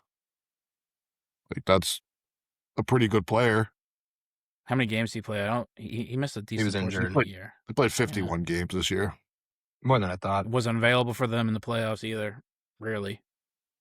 But nobody was available because in the playoffs this year. I mean, it was also tough for him to like figure out. He was averaging 23, 5, and 5 on a team where he didn't know what his role was going to be on a night-to-night basis, because some nights Luka was there, some nights LeBron was there, sometimes one of them was there, sometimes none of them were there. Like, that ain't going to get any better next season. I know, what the fuck? That's the thing. I thought it was just kind of impressive for him to average that for a year, like on a night. He's a great player. Like on a night-to-night basis, not knowing what your role is going to be, still to be able to do that I thought was pretty good. But if you're the Lakers, are you comfortable paying Austin Reeves? They have like nothing on their books though right now. That's the thing. Like, they have LeBron and Luka. LeBron's coming off of the books. That's besides the point to me. You have Luka Doncic. Does that guy making that money with Luka work?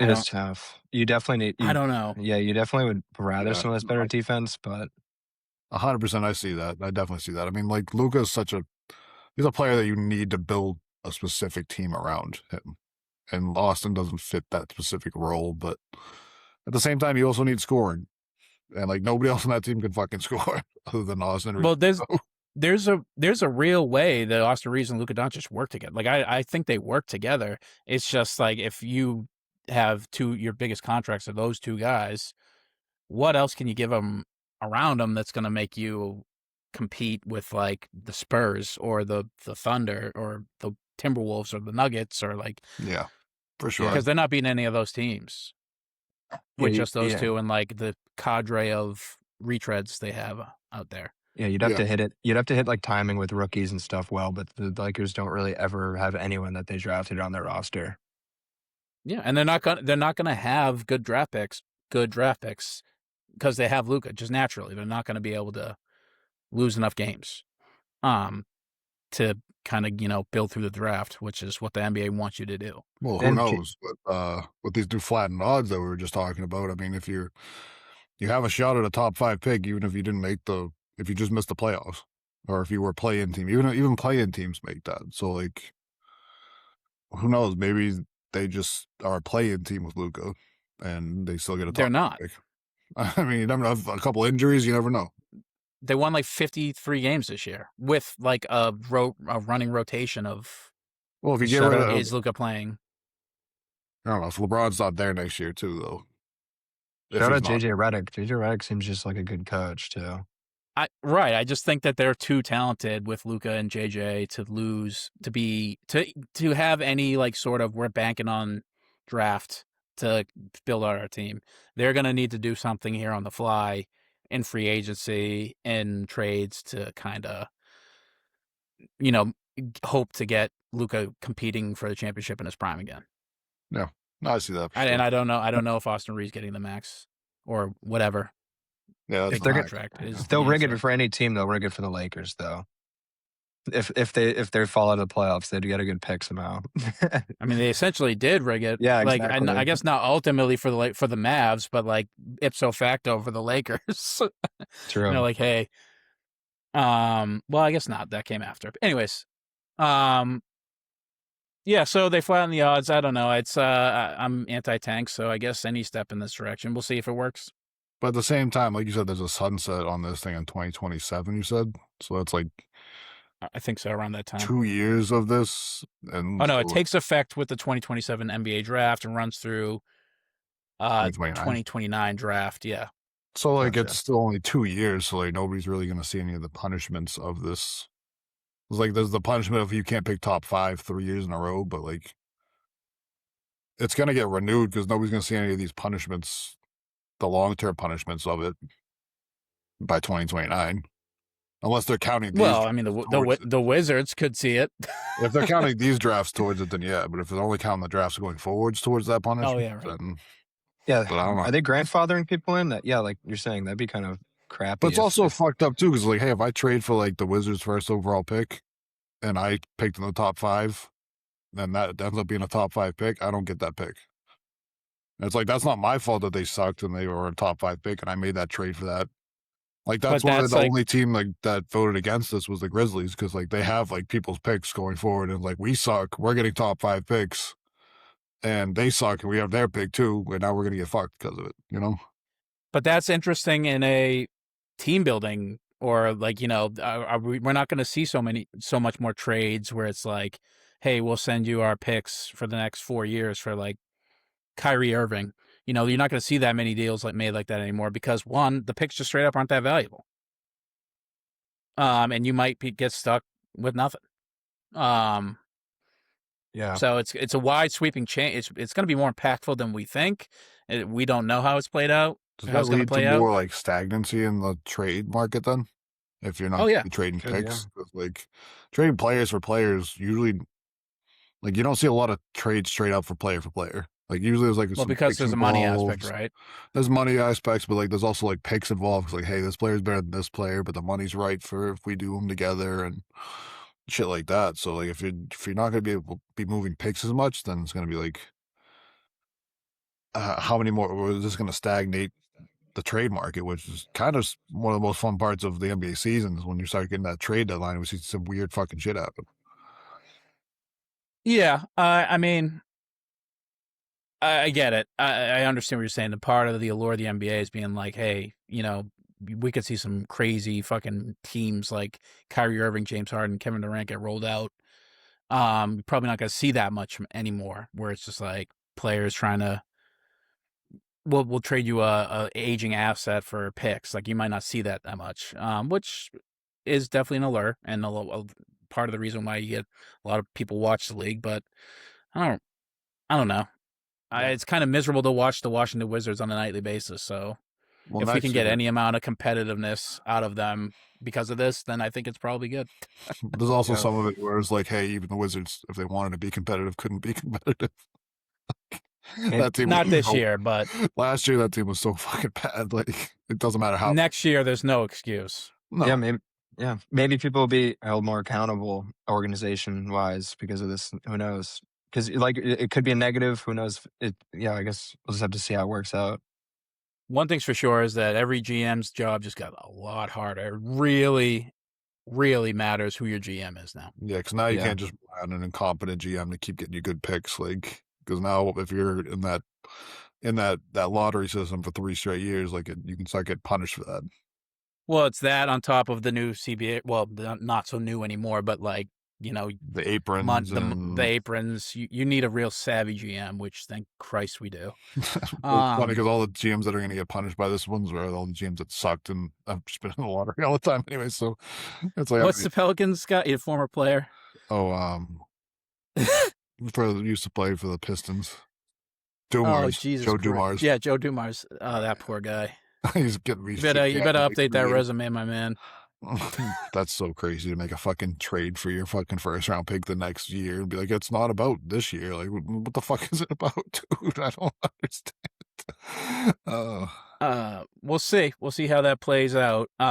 Anything else in the NBA? No. Oh, oh my God. The Magic hired the Spurs assistant. What's his name? Sweeney. Very interesting to hire a defensive-minded coach for a team that's already a defensive-minded team. Like, hey, your problem was you couldn't put the biscuit in the basket. Like, maybe hire somebody like that. Yeah, I think the real thing is, like, Jamal Mosley, listen, I guess because he underperformed so bad, probably was not the real fatal flaw with the team. He was just the fall guy. Yeah. No, I mean, that team fucking hated him for like a lot of that year. Like, he was fighting right. in the media. Like, you can't fight with the guy you're paying. If you get in a fight with a guy who's making $30-something million a year, you're not going to win that fight with the organization. Well, you're never going to win a fight against a player who's your star, right? But the issue is the star, not the coach. In my opinion. It worked out for JB Bickerstaff, at least. I mean, Mosley got landed somewhere, right? He's the Pelicans coach, right? Yeah, that was the one where it was like, hey, like, why did you do that right now? Like, you could have interviewed a bunch of people. Like, nobody was vying for Jamal Mosley on their staff, dude.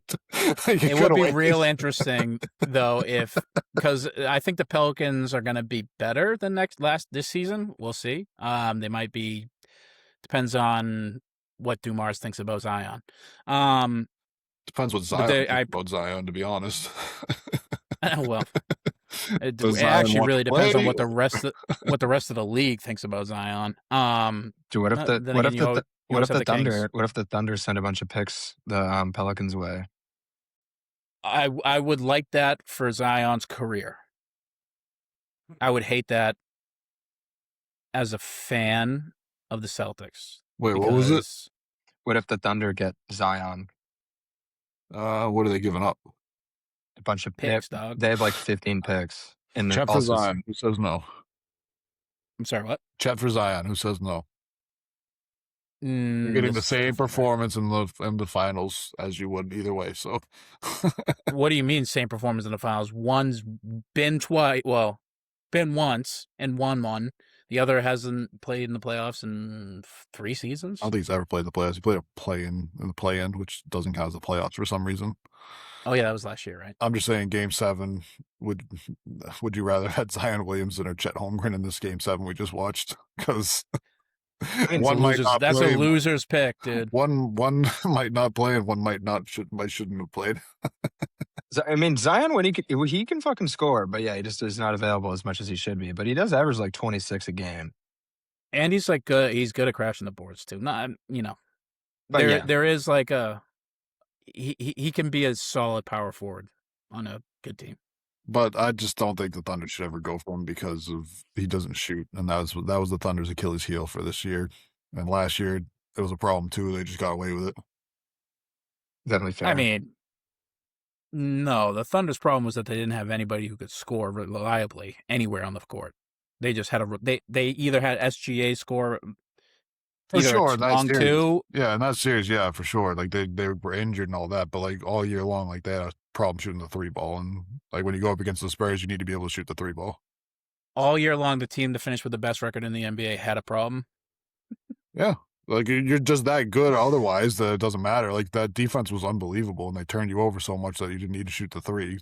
So like, let's be real, like they were one of the worst 3-point shooting teams in the league this year. Is that factually accurate? I don't believe that. I believe so. I don't have that on me.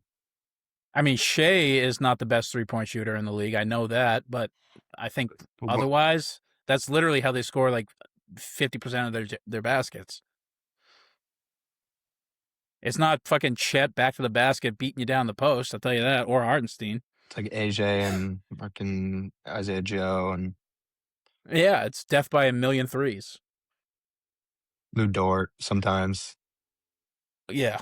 I don't know. Steve, you hate Chet, but interesting that you like Zion more than Chet. That's crazy to me. I just think I don't like Zion more than Chet. I just think Zion's a more fun player than Chet. Yeah, I guess. I mean, I guess he in theory is more likable. Like I just don't like Chet. I also, but I got to give the guy props. He's fucking awesome at defense. Zion, for some reason too, I feel like there's been a couple games where I'm like, he surprisingly plays Wemby well, just because of how different he is. Like I remember, I feel like I've seen a lot of weird, like he's one of the only guys that's really like had posters on Wemby like that, because he's just such an enigma of a big as well. But in the other way, the absolute other side of being a big, he's like Larry Johnson out there. Because he moves with like the pace of a guard, but has the body of like a fucking absolute boulder. Yeah. And when he tries to contest fucking Zion, Wemby gets like sent into the fucking crowd because he's so much stronger. The Thunder this year were 9th in 3-point percentage and 13th in 3-point attempts. So what did you say? The one way to beat them would be to fucking make them shoot threes. They didn't beat teams by shooting threes. When you're 13th in the league in 3-point attempts, you're right in the middle of the league. And you're 9th in makes. You didn't beat teams by percentage-wise.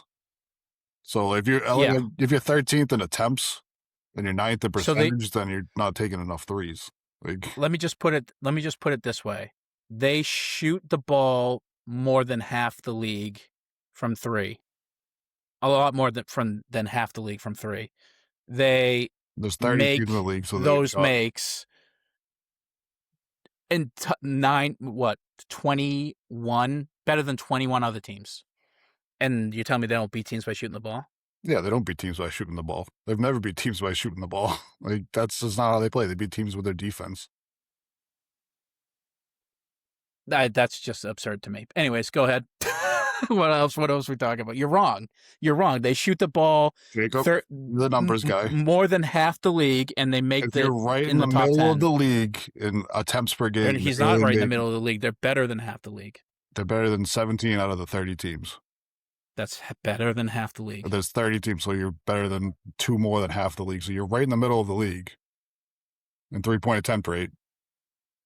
Like, let's be real here. You're right in the middle of the league at 13. You're not 9th, and I'm saying you're better than half the teams. Like, who are the other teams that are ahead of them in 3-point attempts per game? Celtics were definitely one of them. The Knicks, the Spurs.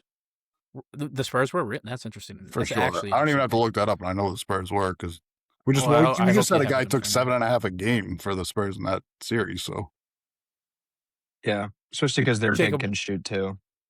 What do you think? I mean, please play the middleman. I was gonna say it's not like an issue, that's for sure. It's not like their absolute go-to like killer move, but definitely can't be an issue if they're 9th in percentage. I'll tell you what, the Celtics 3-point. But you could be number 1 in percentage and be the 30th in attempt rates, and it's not going to help you because you're 30th in attempt rates. Okay, but they're not. They're in the top 10th in percentage in makes, and they're in the top half of the league. No, it's not percentage of makes. It's percentage. It's like your percentage for the game. What? Your percentage per game is. Oh, per game. Oh, yes, it's not I thought that was overall. No, it's per game. Is 9th. So you're taking the 13th most threes in the league, and you're shooting at the 9th highest percentage.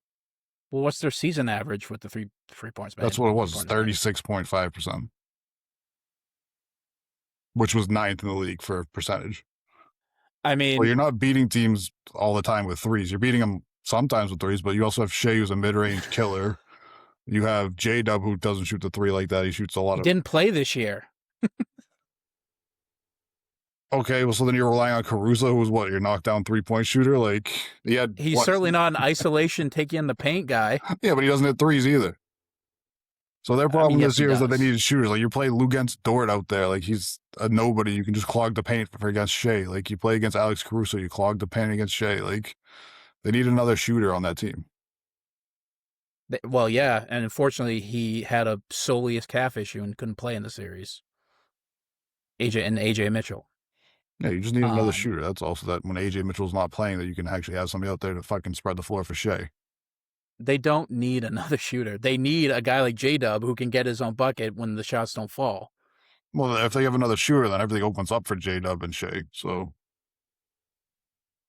we're going in circles. So if you think you're right with those stats, then God bless you. That's just not how the Thunder play ball, in my estimation. They shoot the ball incredibly well. And they play elite defense. That both things are true to me. And that's why they went to Game 7 of the Western Conference Finals and had the best record in the league. I don't know how we got there. Oh, Zion. Yeah, he'd be interesting to see on there. I just don't know how he'd work with J-Dub when he's back. No, I don't know. I mean, if it's a year like this, they might pray out. They might be like, "Holy shit, yeah, we need Zion for all the lack of J-Dub time." But yeah, I agree. I mean, Zion's hard to fit literally anywhere. But I guess a team that's so crazy good could make it work. This is my only thinking. But Zion is just hard to imagine working anywhere because he's amazingly talented, but he also hasn't worked any. Like he's only played in this one weird ass sorry team so far. Well, that's exactly right. It's just like, is he the wrong player for the city, or is the city the wrong fit for the player? Both are a little bit true, but I think I would like to see him go somewhere else to get an estimation of that. Yeah. And also, if you're trading for him to like make up for missing J-Dub, like you're also trading for a guy who's also going to miss time. So it's like, can you rely on him to be there when J-Dub's not there? Because I don't know if you can. Is Zion healthy and J-Dub obviously healthy? Who's the better player? J-Dub. Or no, sorry, Zion. I think Zion's a better player. Jacob? Yeah, I'd say Zion. I would too. At their peak, yeah, so there you go. But the problem is, like, Zion's not at his peak ever. Like, J-Dub's at his peak a lot more. Really, right? And I think, isn't J-Dub a lot younger than him too? Well, right, yeah. I don't think he has his extension, hasn't kicked in yet. Interesting enough, Zion almost qualified for awards this year. 62. Wow. Maybe he should have fucking put in the thing that Cade and Anthony Edwards did to get on the ballot so that he could have made third team. I don't think he cares, which is part of the problem, right? Give a shit. He's on the DeAndre Ayton time where he said, "Oh, I'm a max player. I have nothing to prove now." And funny enough, DeAndre Ayton's actually playing valuable playoff minutes. DeAndre Ayton or Chet Holmgren, who are you going to take in Game 7? I'd probably take Chet. I think I'd be pretty confident in that choice. I'm just so low on Chet after that. Like, you took 2 shots. Yeah, you hate him after that. In Game 7, you took 2 shots as the second best player. He's 24, Steve, and he's finished second. We were talking all this about he's been to the season. finals. He's a finals champion. Like, dude, that means you should know what a Game 7's like. That means you should take more than 2 shots in a Game 7. Like, I don't know what to tell you. He had a really bad Game 7, dude. Like that's pretty important game. You're throwing the baby out with the bathwater here. I didn't say get rid of him. He's a pretty good player. I didn't say get rid of him. I'm just saying I'm low on him. That's all. He's got a lot to prove this next season coming up. Like, you and Stephen A. are on his ass, dude. Like, you're gonna be and them. I might be the biggest Chet fan you've ever seen. Then I might go buy a jersey tomorrow if I'm finding out that I'm on the same side of the fucking aisle as Stephen A. Smith. You got to know First Take is going to lead off with that. Oh my God. It's going to be brutal. No, he's going to lead off with, why did this person unfollow me on fucking Instagram? This show's about me, not about fucking sports. Like, why is Jaylen Brown saying mean things about me after I said mean things about him? Oh no, like, it's all about me. We. Well, that's, Stephen A's he should be in a good mood. His team's in the goddamn finals. So, moving on, we're going to wrap it up with a movie review here. we do have one more movie. We went a little bit longer in between episodes, so I don't know. We probably should have discussed this pre-pod, but Double up on I the would like to. recap. Okay, I mean we can do that. We're only gonna have one game to talk about, so yeah, I guess that's right. So next week will be Ford versus Ferrari to wrap up Race to the Finish month, as we are racing to the finish here of the NBA season. This week we decided to go a little bit lighter in terms of films, and we reviewed the 2006 comedy film Talladega Nights, The Ballad of Ricky Bobby, starring Will Ferrell, John C. Reilly, and Sacha Baron Cohen, directed by Adam McKay. Pretty important film for all of us in our childhoods. I imagine this was like one of those. Well, first of all, we were 11, Steve. Jacob, you were younger, so maybe you weren't. Obviously, the jokes at the time were flying over our head, but like, pretty funny film was regardless.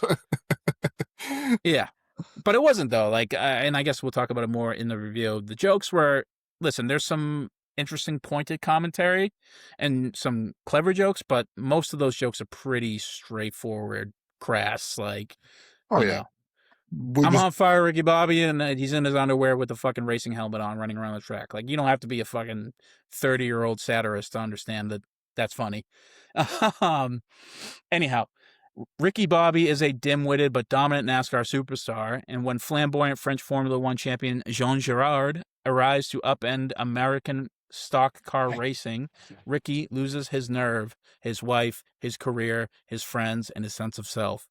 And has to rebuild from absolute zero. So it's a comeback tale, folks. Directed by Adam McKay, written by Ferrell and McKay, produced by Judd Apatow and Jimmy Miller, and pretty stacked.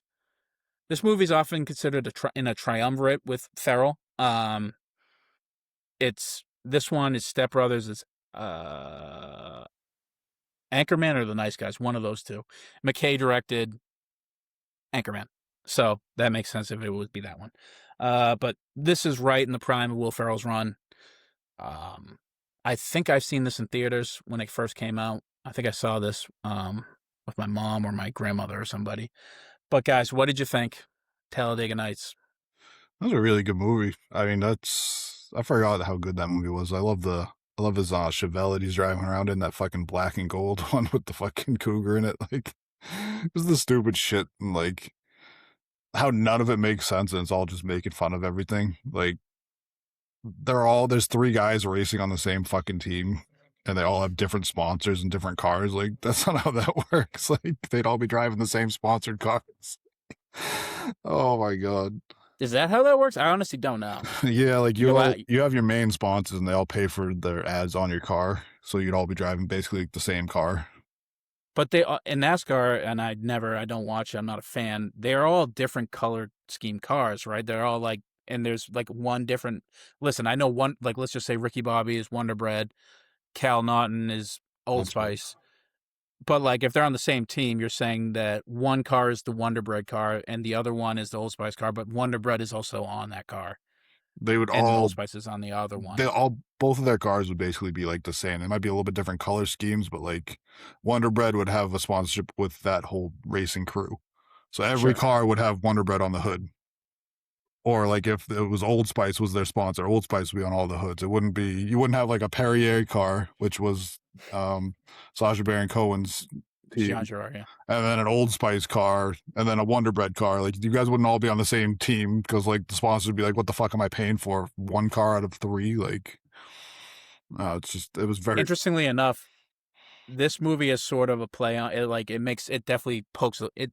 This movie is an indictment about like America, right? American middle class, middle America. It's an indictment on that culture as a whole, and NASCAR being obviously very prominent in the middle America culture in the South. But this film is very pointed about capitalism, commercialism, and one of the main scenes in the film is that he's at the table, there's Taco Bell, KFC. He's talking in the prayer he's giving. He's talking about the new Powerade fucking flavor. It's making fun about commercials, and you think that would be upsetting to a lot of like marketing teams in those companies, right? But they got all the sponsorships on those cars for free.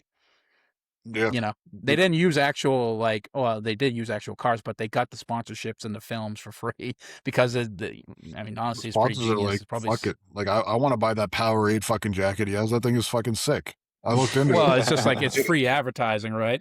Yeah, it's a sick fucking jacket. Like the Wonder Bread jacket he's got on is dope too. Like NASCAR's got like that shit cornered. Like with the apparel, like some of the NASCAR stuff is so cool. No, the racing jackets are the coolest. Yeah. There's just like no like good time to wear it though. Like there's no like I can't go to like the fucking gas station wearing like a fucking Wonder Bread NASCAR jacket and some fucking jeans. Like I just look like a fucking weirdo getting out of my Ford Explorer. Fucking $20 a regular. Like yeah, I mean this movie. Listen, I like this. It holds a special place to me. It wasn't as funny to me on a rewatch. I couldn't help but feel like this stuff has aged poorly, and not for the reasons you think, that the jokes are like crass, which they are, and wouldn't fly today, which they wouldn't. But like that stuff's fine to me. It's just that this movie is making fun of that middle American exceptionalism. Dare I say Trump?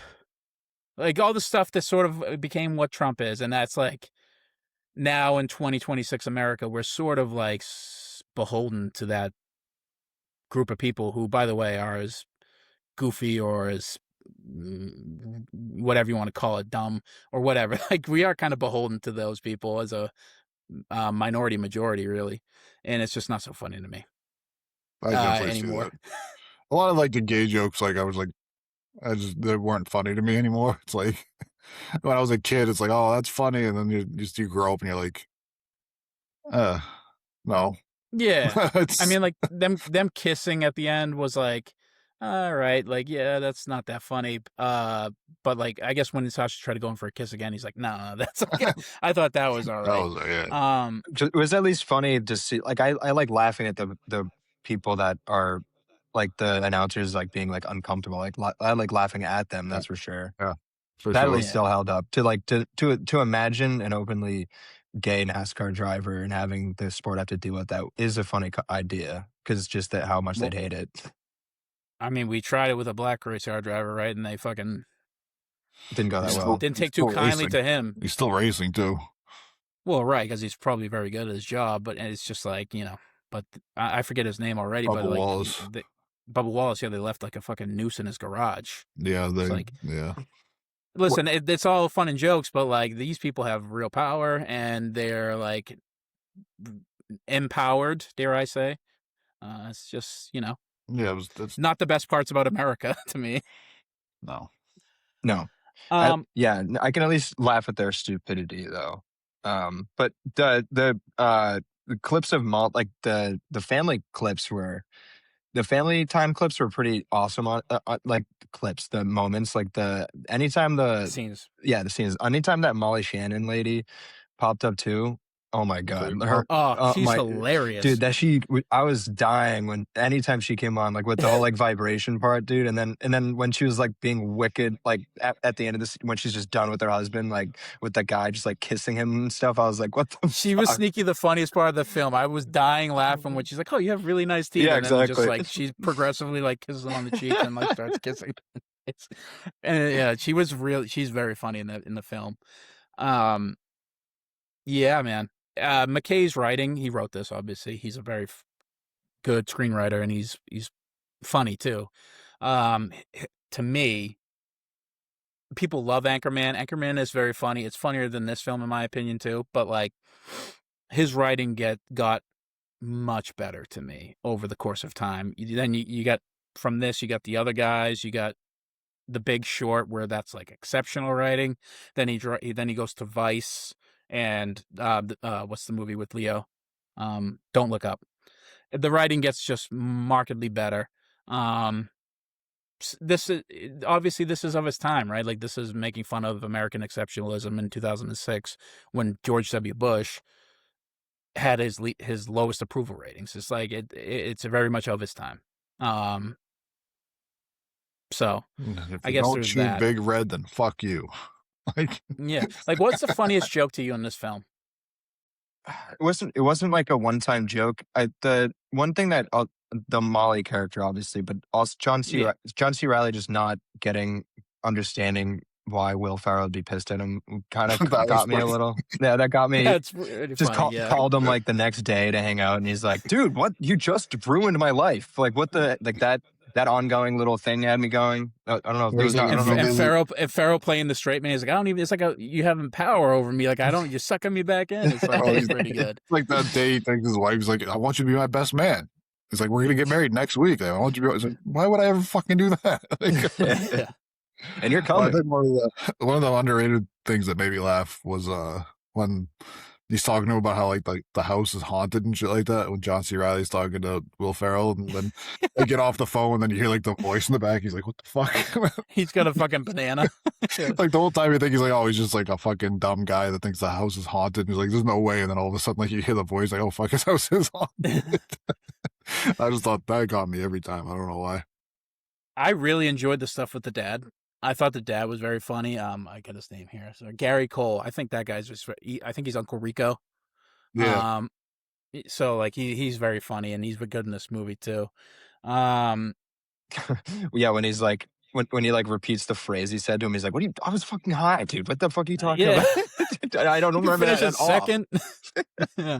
Or he crashes the car when he's driving blindfolded, and he tries to put the blindfold back on. I was like, "No, not the fucking blindfold. What are you doing?" I like the part when he stabs himself in the leg. I thought I think so that part's very funny to me. Yeah. Well, the building up, he's like, John C. Reilly's like, yeah, we got to go in, and Michael Clark Duncan like, we got to go in hard at him, and then Michael Clark Duncan starts going in hard. He's like, all right, we're going real hard, like back up, and then he just goes at him, he stabs himself in the leg, starts screaming. He takes the knife in. He's like, we got to get the other knife in the fry. Yeah, we got two in there now. You got to cut around the meat. It's like, fuck. He was talking about, I already bought a fucking handicap accessible fucking man that's sitting up in the parking lot. He's playing like wheelchair basketball, and then he's kicking the fucking guy with his legs. That whole sequence is very good. Yeah, man, there are some funny jokes in this. I sound down on it, but like it's good, easy to pulling watch. The plug when he's taking a fucking nap. And she's like, I've never heard him make that noise before. And he's like snoring. It's like, and then he talks about how John C. Reilly talks about how he did a Playgirl. Yeah, as Mike Honcho. He's like, I was spread open, man. But Cody, I can see where you're coming from, Cody, because this like I wonder what the jokes per fucking minute would be on this. It's literally a jam packed, like almost like every scene has like 20. So I can see where you're coming from, where like they'll obviously miss on some. They'll obviously hit on. They're just throwing shit at the wall. Yeah, exactly. They'll miss on some. They'll hit on a lot. They'll miss a lot. Like I can see where you're coming from. There's probably a lot of moments where you cringe, but then at least you know they're gonna rapid fire later, and they'll get you back somewhere. I mean, like all the Glenn stuff always made me laugh. Like when somebody's like, she made like the whole speech, and then Glenn's like, and you're like pulling the sword from the stone, and Arthur's doing it's like all the cool shit that Ashley just said. You just ruined it, Glenn. He's just like. But even like the scene where they're at the when they're what? They pretended that Glenn was dead before. Yeah. He's just like sticking his head around the corner. Like, Glenn, you're right there. What the fuck? Yeah, man. I mean, even the stuff with the kids where it's like everybody thinks of the scene where it's like they're at the table and they start lipping out. The grandfather says something like, I think these kids are so misbehaved. He's like, I'll jump on you like a spider monkey. Like that's like the scene, the quote from that scene, right? But like to me, the funniest part about the kids when he's just like, I came back from throwing grandpa's war medals in the river, and it just pans to the grandpa's face like. Yeah, and then also I thought that Ricky Bobby being like, I've never been more proud of y'all. Yeah. You guys are growing up just to be like me. It's like, so you mean piece of shit. Jesus was a man. He had a beard. Dear, sweet, 8 pounds, 6 ounce baby Jesus. Like some of that stuff where it's just like he continues on to beat the dead horse of the joke. It's pretty good. Weirdly, a stacked cast for like one of these. Just like random people just popping up. Like Rob multiple Riggle Oscar nominees. Like Rob Riggle, obviously Will Ferrell, John C. Reilly, who's probably the best actor in the film, Michael Clark Duncan, obviously a great actor in his own right, Sacha Baron Cohen, who's a legend, Gary Cole, who's even like he's a minor character in this film, but he's one of those comedy movie legends. Leslie Bibb, who's the wife, she's got, I mean, obviously she's a smoke show, but like she's been in a million things. She was funny in it too, just for being so. Amy Adams. Yeah. Amy Adams literally won an Oscar. Like, she's supremely talented. We watched a couple of her movies, yeah. Mid-tier, casting for this this movie. Andy Richter, comedy legend. Just and like you said, Rob Riggle. Who's the grandma? What's the grandma's name? Oh, Jesus Christ. Yeah. Jane Lynch. Jane Lynch, yeah, she always makes me laugh. Yeah. And then they had the fucking NASCAR racer come up and get his fucking autograph. Who the fuck was that? Dale Earnhart Jr. That's Dale Earnhardt. Yeah. Dale Earnhart to fucking get it. Who should I sign this for? Oh, it's for me. All right, I'll see you out there, Dale. Very yeah. I still thought it was very unfortunate timing that we watched this right after the Kyle Busch news came out.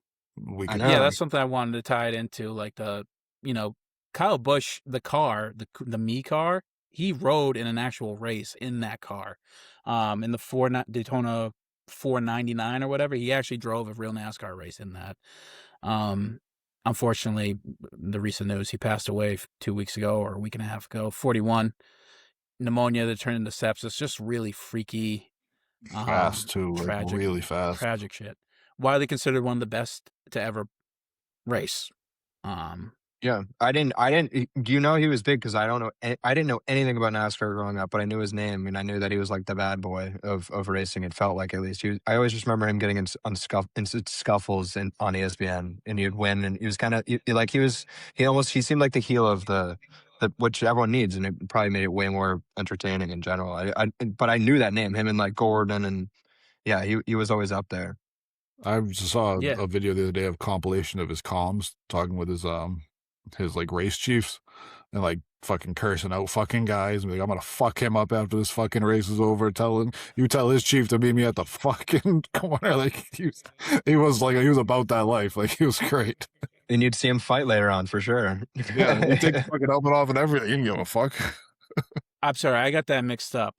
In 2012, his older brother Kurt, who was also a NASCAR racer, raced the Me car at the Aaron's 499 at Talladega Superspeedway. The car now sits on display at the Charlotte Motor Speedway. Yeah. You know what's crazy is the famous scene of like, oh, I'm not on fire. Like he's on fire, but he's not on fire.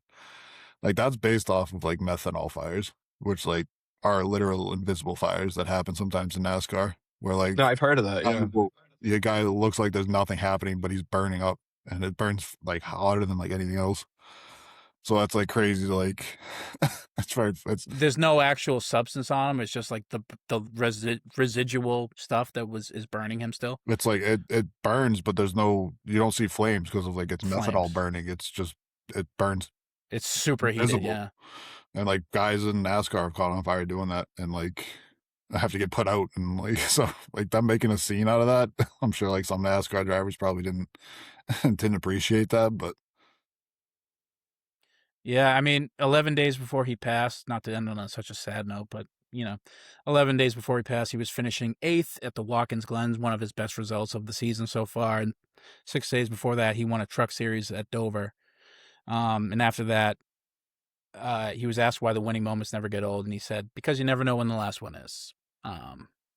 That's crazy. He was racing in the truck series and NASCAR. Like these guys fucking live for racing.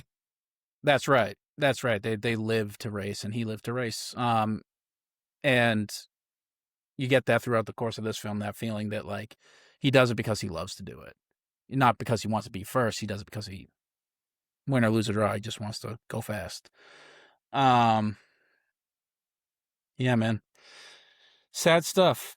His career, he was 2 years into his career when this movie came out, so this film spiked a lot of popularity into the American consciousness of NASCAR, obviously, because listen, it's one of the closest things I ever got to watching NASCAR was because of this film. Mm-hmm. And so it spiked popularity around the time and that he was coming out too. So not that he owes his career to this, but definitely elevated his career. Yeah, probably added to some paydays when he win, just from general more cash coming in. Absolutely. So R.I.P. Kyle, and his family. That sucks. How would you rate the film? Comedy movies are really hard to rate because like all the rest of our films that we rate them on like how was the storyline, how was the acting, how was the setting, you know, like how was it shot, and it's like this is like you said earlier, this is throwing shit against the wall and seeing what fucking sticks. Like it's not like a dramatic actor for us to like cue in on or like a storyline. It's like, hey, this guy wants to race and win races. So, but it is one of those weird films where it's like this is filled with dramatic actors, like yeah, filled like with Amy them. Adams and shit. Yeah, it's crazy. Michael Clark Duncan, The Green Mile. That's not a fun role. John C. Reilly did a lot of serious roles before he got into comedy. No, he's a very good serious actor still. Like he's just a solid actor. I would definitely probably give this like a 3 out of 5. It's a little bit long, I feel, but I mean, if you just throw shit at a wall for an hour and 45 minutes, everything's gonna feel long. Yeah, I'd give it a 3.1. I was gonna say 3.2, but I don't want to duplicate. But yeah, no, I agree because it's hard to like rate it much higher, but it was enjoyable. So that's the thing. Like I did come away like enjoying it. So you like as much as it's not like a well crafted movie, like in the end of the day, that is the point of entertainment. Yeah, I agree. It's better. It's better than it isn't. It's more better than it isn't. That's the stupid way to put it. But I am giving it a 2.5 out of 5 stars, and I'm knocking it pretty heavily because, like I said, the jokes don't hit so much for me anymore. But it is just a good time. You know, in terms of like you just flick it on, any scene is fun. There's the comedy per second has to be so high that you're gonna get some good times out of that and some chuckles. So it's hard too looking back with it. Like when you watch it when you were a kid, like it's not gonna be as funny as when you're a kid. Like nothing really is as funny as when you're a kid. Yeah, and you know that Step Brothers is like the same sort of cast and a bit funnier. So it's like funnier movies came along later that you can kind of like. I'd give Step Brothers like a 3.5 or a 4 probably. Yeah, Step Brothers is better than this movie, in my opinion. Yeah. So is The Other Guys, and people hated The Other Guys. Oh, I like The Other Guys. Yeah. I think The Other Guys is fucking downright hilarious. Yeah. Where would you rank this in like the Will Ferrell canon? Probably like right in the middle. Yeah, I can't it's like right there. Yeah, like it's right there with the what's his best? I don't know. I don't watch a ton of Will Ferrell movies, but probably Step Brothers for me. Step Brothers is definitely up there. It's like right there with Kicking and Screaming, where it's like really it is enjoyable and it's funny, but probably in the middle, like you're saying. Anchorman too. You got to look at Anchorman as well, not Anchorman 2 stinks. No, I'm saying Anchorman as well. Not Anchorman 2. Yeah. People love Anchorman. That one just never quite did it for me. I think it's like The Other Guys and then Step Brothers, pretty safely 1 and 2. For Will Ferrell movies? I never. Yeah. Oh, The Other Guys. Oh, yeah. For some reason, when you said The Other Guys, I was thinking of the one with Russell Crowe and Ryan Gosling. Those are the Nice Guys. The Nice Guys. No, that was written by what's his name? Something Black. I would definitely put The Other Guys up there as probably my number 1. Blades of Glory too. I never saw that one. That one's really good. That's really good. That's probably slightly funnier than this one. What's his worst movie? What was the one where he got fucking divorced? And like he got like the house and like there's the famous gif of him like crying. Nobody said Old School, by the way. I don't think he was like the main guy in Old School. That's part of the reason why. Well, he's the main comedy, right? I thought that Luke Owens was the main comedy in Old School. Well, he's the main character. Well, he plays the straight man, a lot of this stuff. Maybe Anchorman 2? Anchorman 2 is pretty bad. Yeah, that's the worst movie. That makes sense, the sequel. Too. I didn't see the Eurovision one. Yeah, I didn't see that one either. But nobody's put what's the basketball one? Jackie Moon. Yeah, I never watched that one either. I forget what it's called exactly, but it's something like that. Yeah, I think this fits like in the upper middle of his canon, meaning at the better end of the spectrum. Not his best, but not his worst. 2.5 stars out of 5 for me. Next week will be Ford versus Ferrari, and we never discussed what next month's movie topic will be. You know he was a producer on the menu? Will Ferrell? Yeah. Yeah, but producer's such a vague thing. I don't know what that means. Does that just mean you're just throwing money at it to like make it happen? Essentially, right? I think that's like what it, and that therefore you have some say. Because like that's just so far out of left field for like all of his shit. So for instance, I saw the Backrooms film 2 days ago, which is a very good film, by the way, from Kane Parsons, a 20-year-old director. And it's from A24, right? Like that's the studio that put out the film. So obviously it has big budget and all that. But the thing that sort of stuck out to me in the production of the film, well, one was that the director was 20 years old, or is in his like legitimately 20, which is fucking goddamn impressive. But it was produced by James Wan, who's a horror legend, and oh Jesus, I forget somebody other big guy.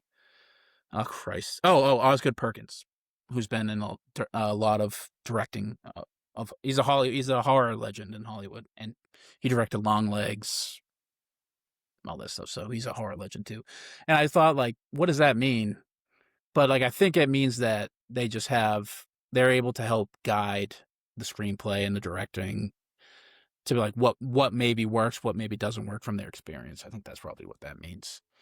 Yeah, because I see a lot of. I don't know. There's producers, there's executive producers, like, and then there's directors. Yeah, like Martin Scorsese executive produces everything.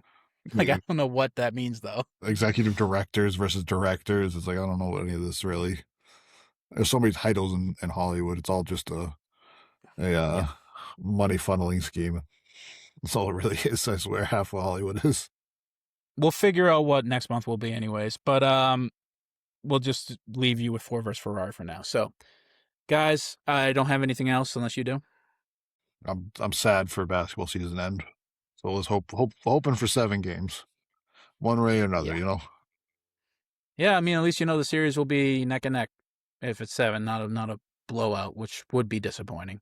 Yeah. And I like won't be like that. Like it's funny, it's weird how like the Lakers are definitely way more of a rival than the Knicks. Like I'd rather see it like a few Knicks championships versus the Lakers. You know what I mean? Like it's obviously a rival, but it's gonna be nice. Like going in relatively unbiased. I think I root for the Spurs, but there's no real true villain. I hope it's just really fun, good basketball. Yeah, this Knicks team is not like a Knicks team that I dislike. No, me neither. I know the college connection is so cool. Like I'll never get over that. Like that's understated at this point. It's like, well, it's that for sure, but it's Jalen Brunson. Yeah, it's really him. I fucking love that dude. Undersized guard who fucking's a grit and grind guy who finds a way bets on himself. Buckets. Like seems very nice too. Nothing like we've never heard anything bad about him. This whole team, like honestly, good dude. This whole team seems like nice, fun guys. Honestly, Josh Hart loves to just make fun of his star at all times, which is a weird dynamic we've never seen, where like the star is the butt of every joke. Yeah, and he's genuinely funny too. Like that's he's a guy to root for. The one guy I don't like is Cat, but yeah, I like. I kind of always root for Cat. Yeah, as a person, I love Cat. I think he's great. As a player, it's infuriating to watch him. He's just a tool. He's a tool on the court. I have no reason to dislike him otherwise. Yeah, that's fair. But that's it. Go Spurs. Yeah, fuck the Sixers and their incompetence, and let's watch some good basketball. Let's enjoy it. Let's enjoy it here. This has been the Banner Report. Peace. Love you guys.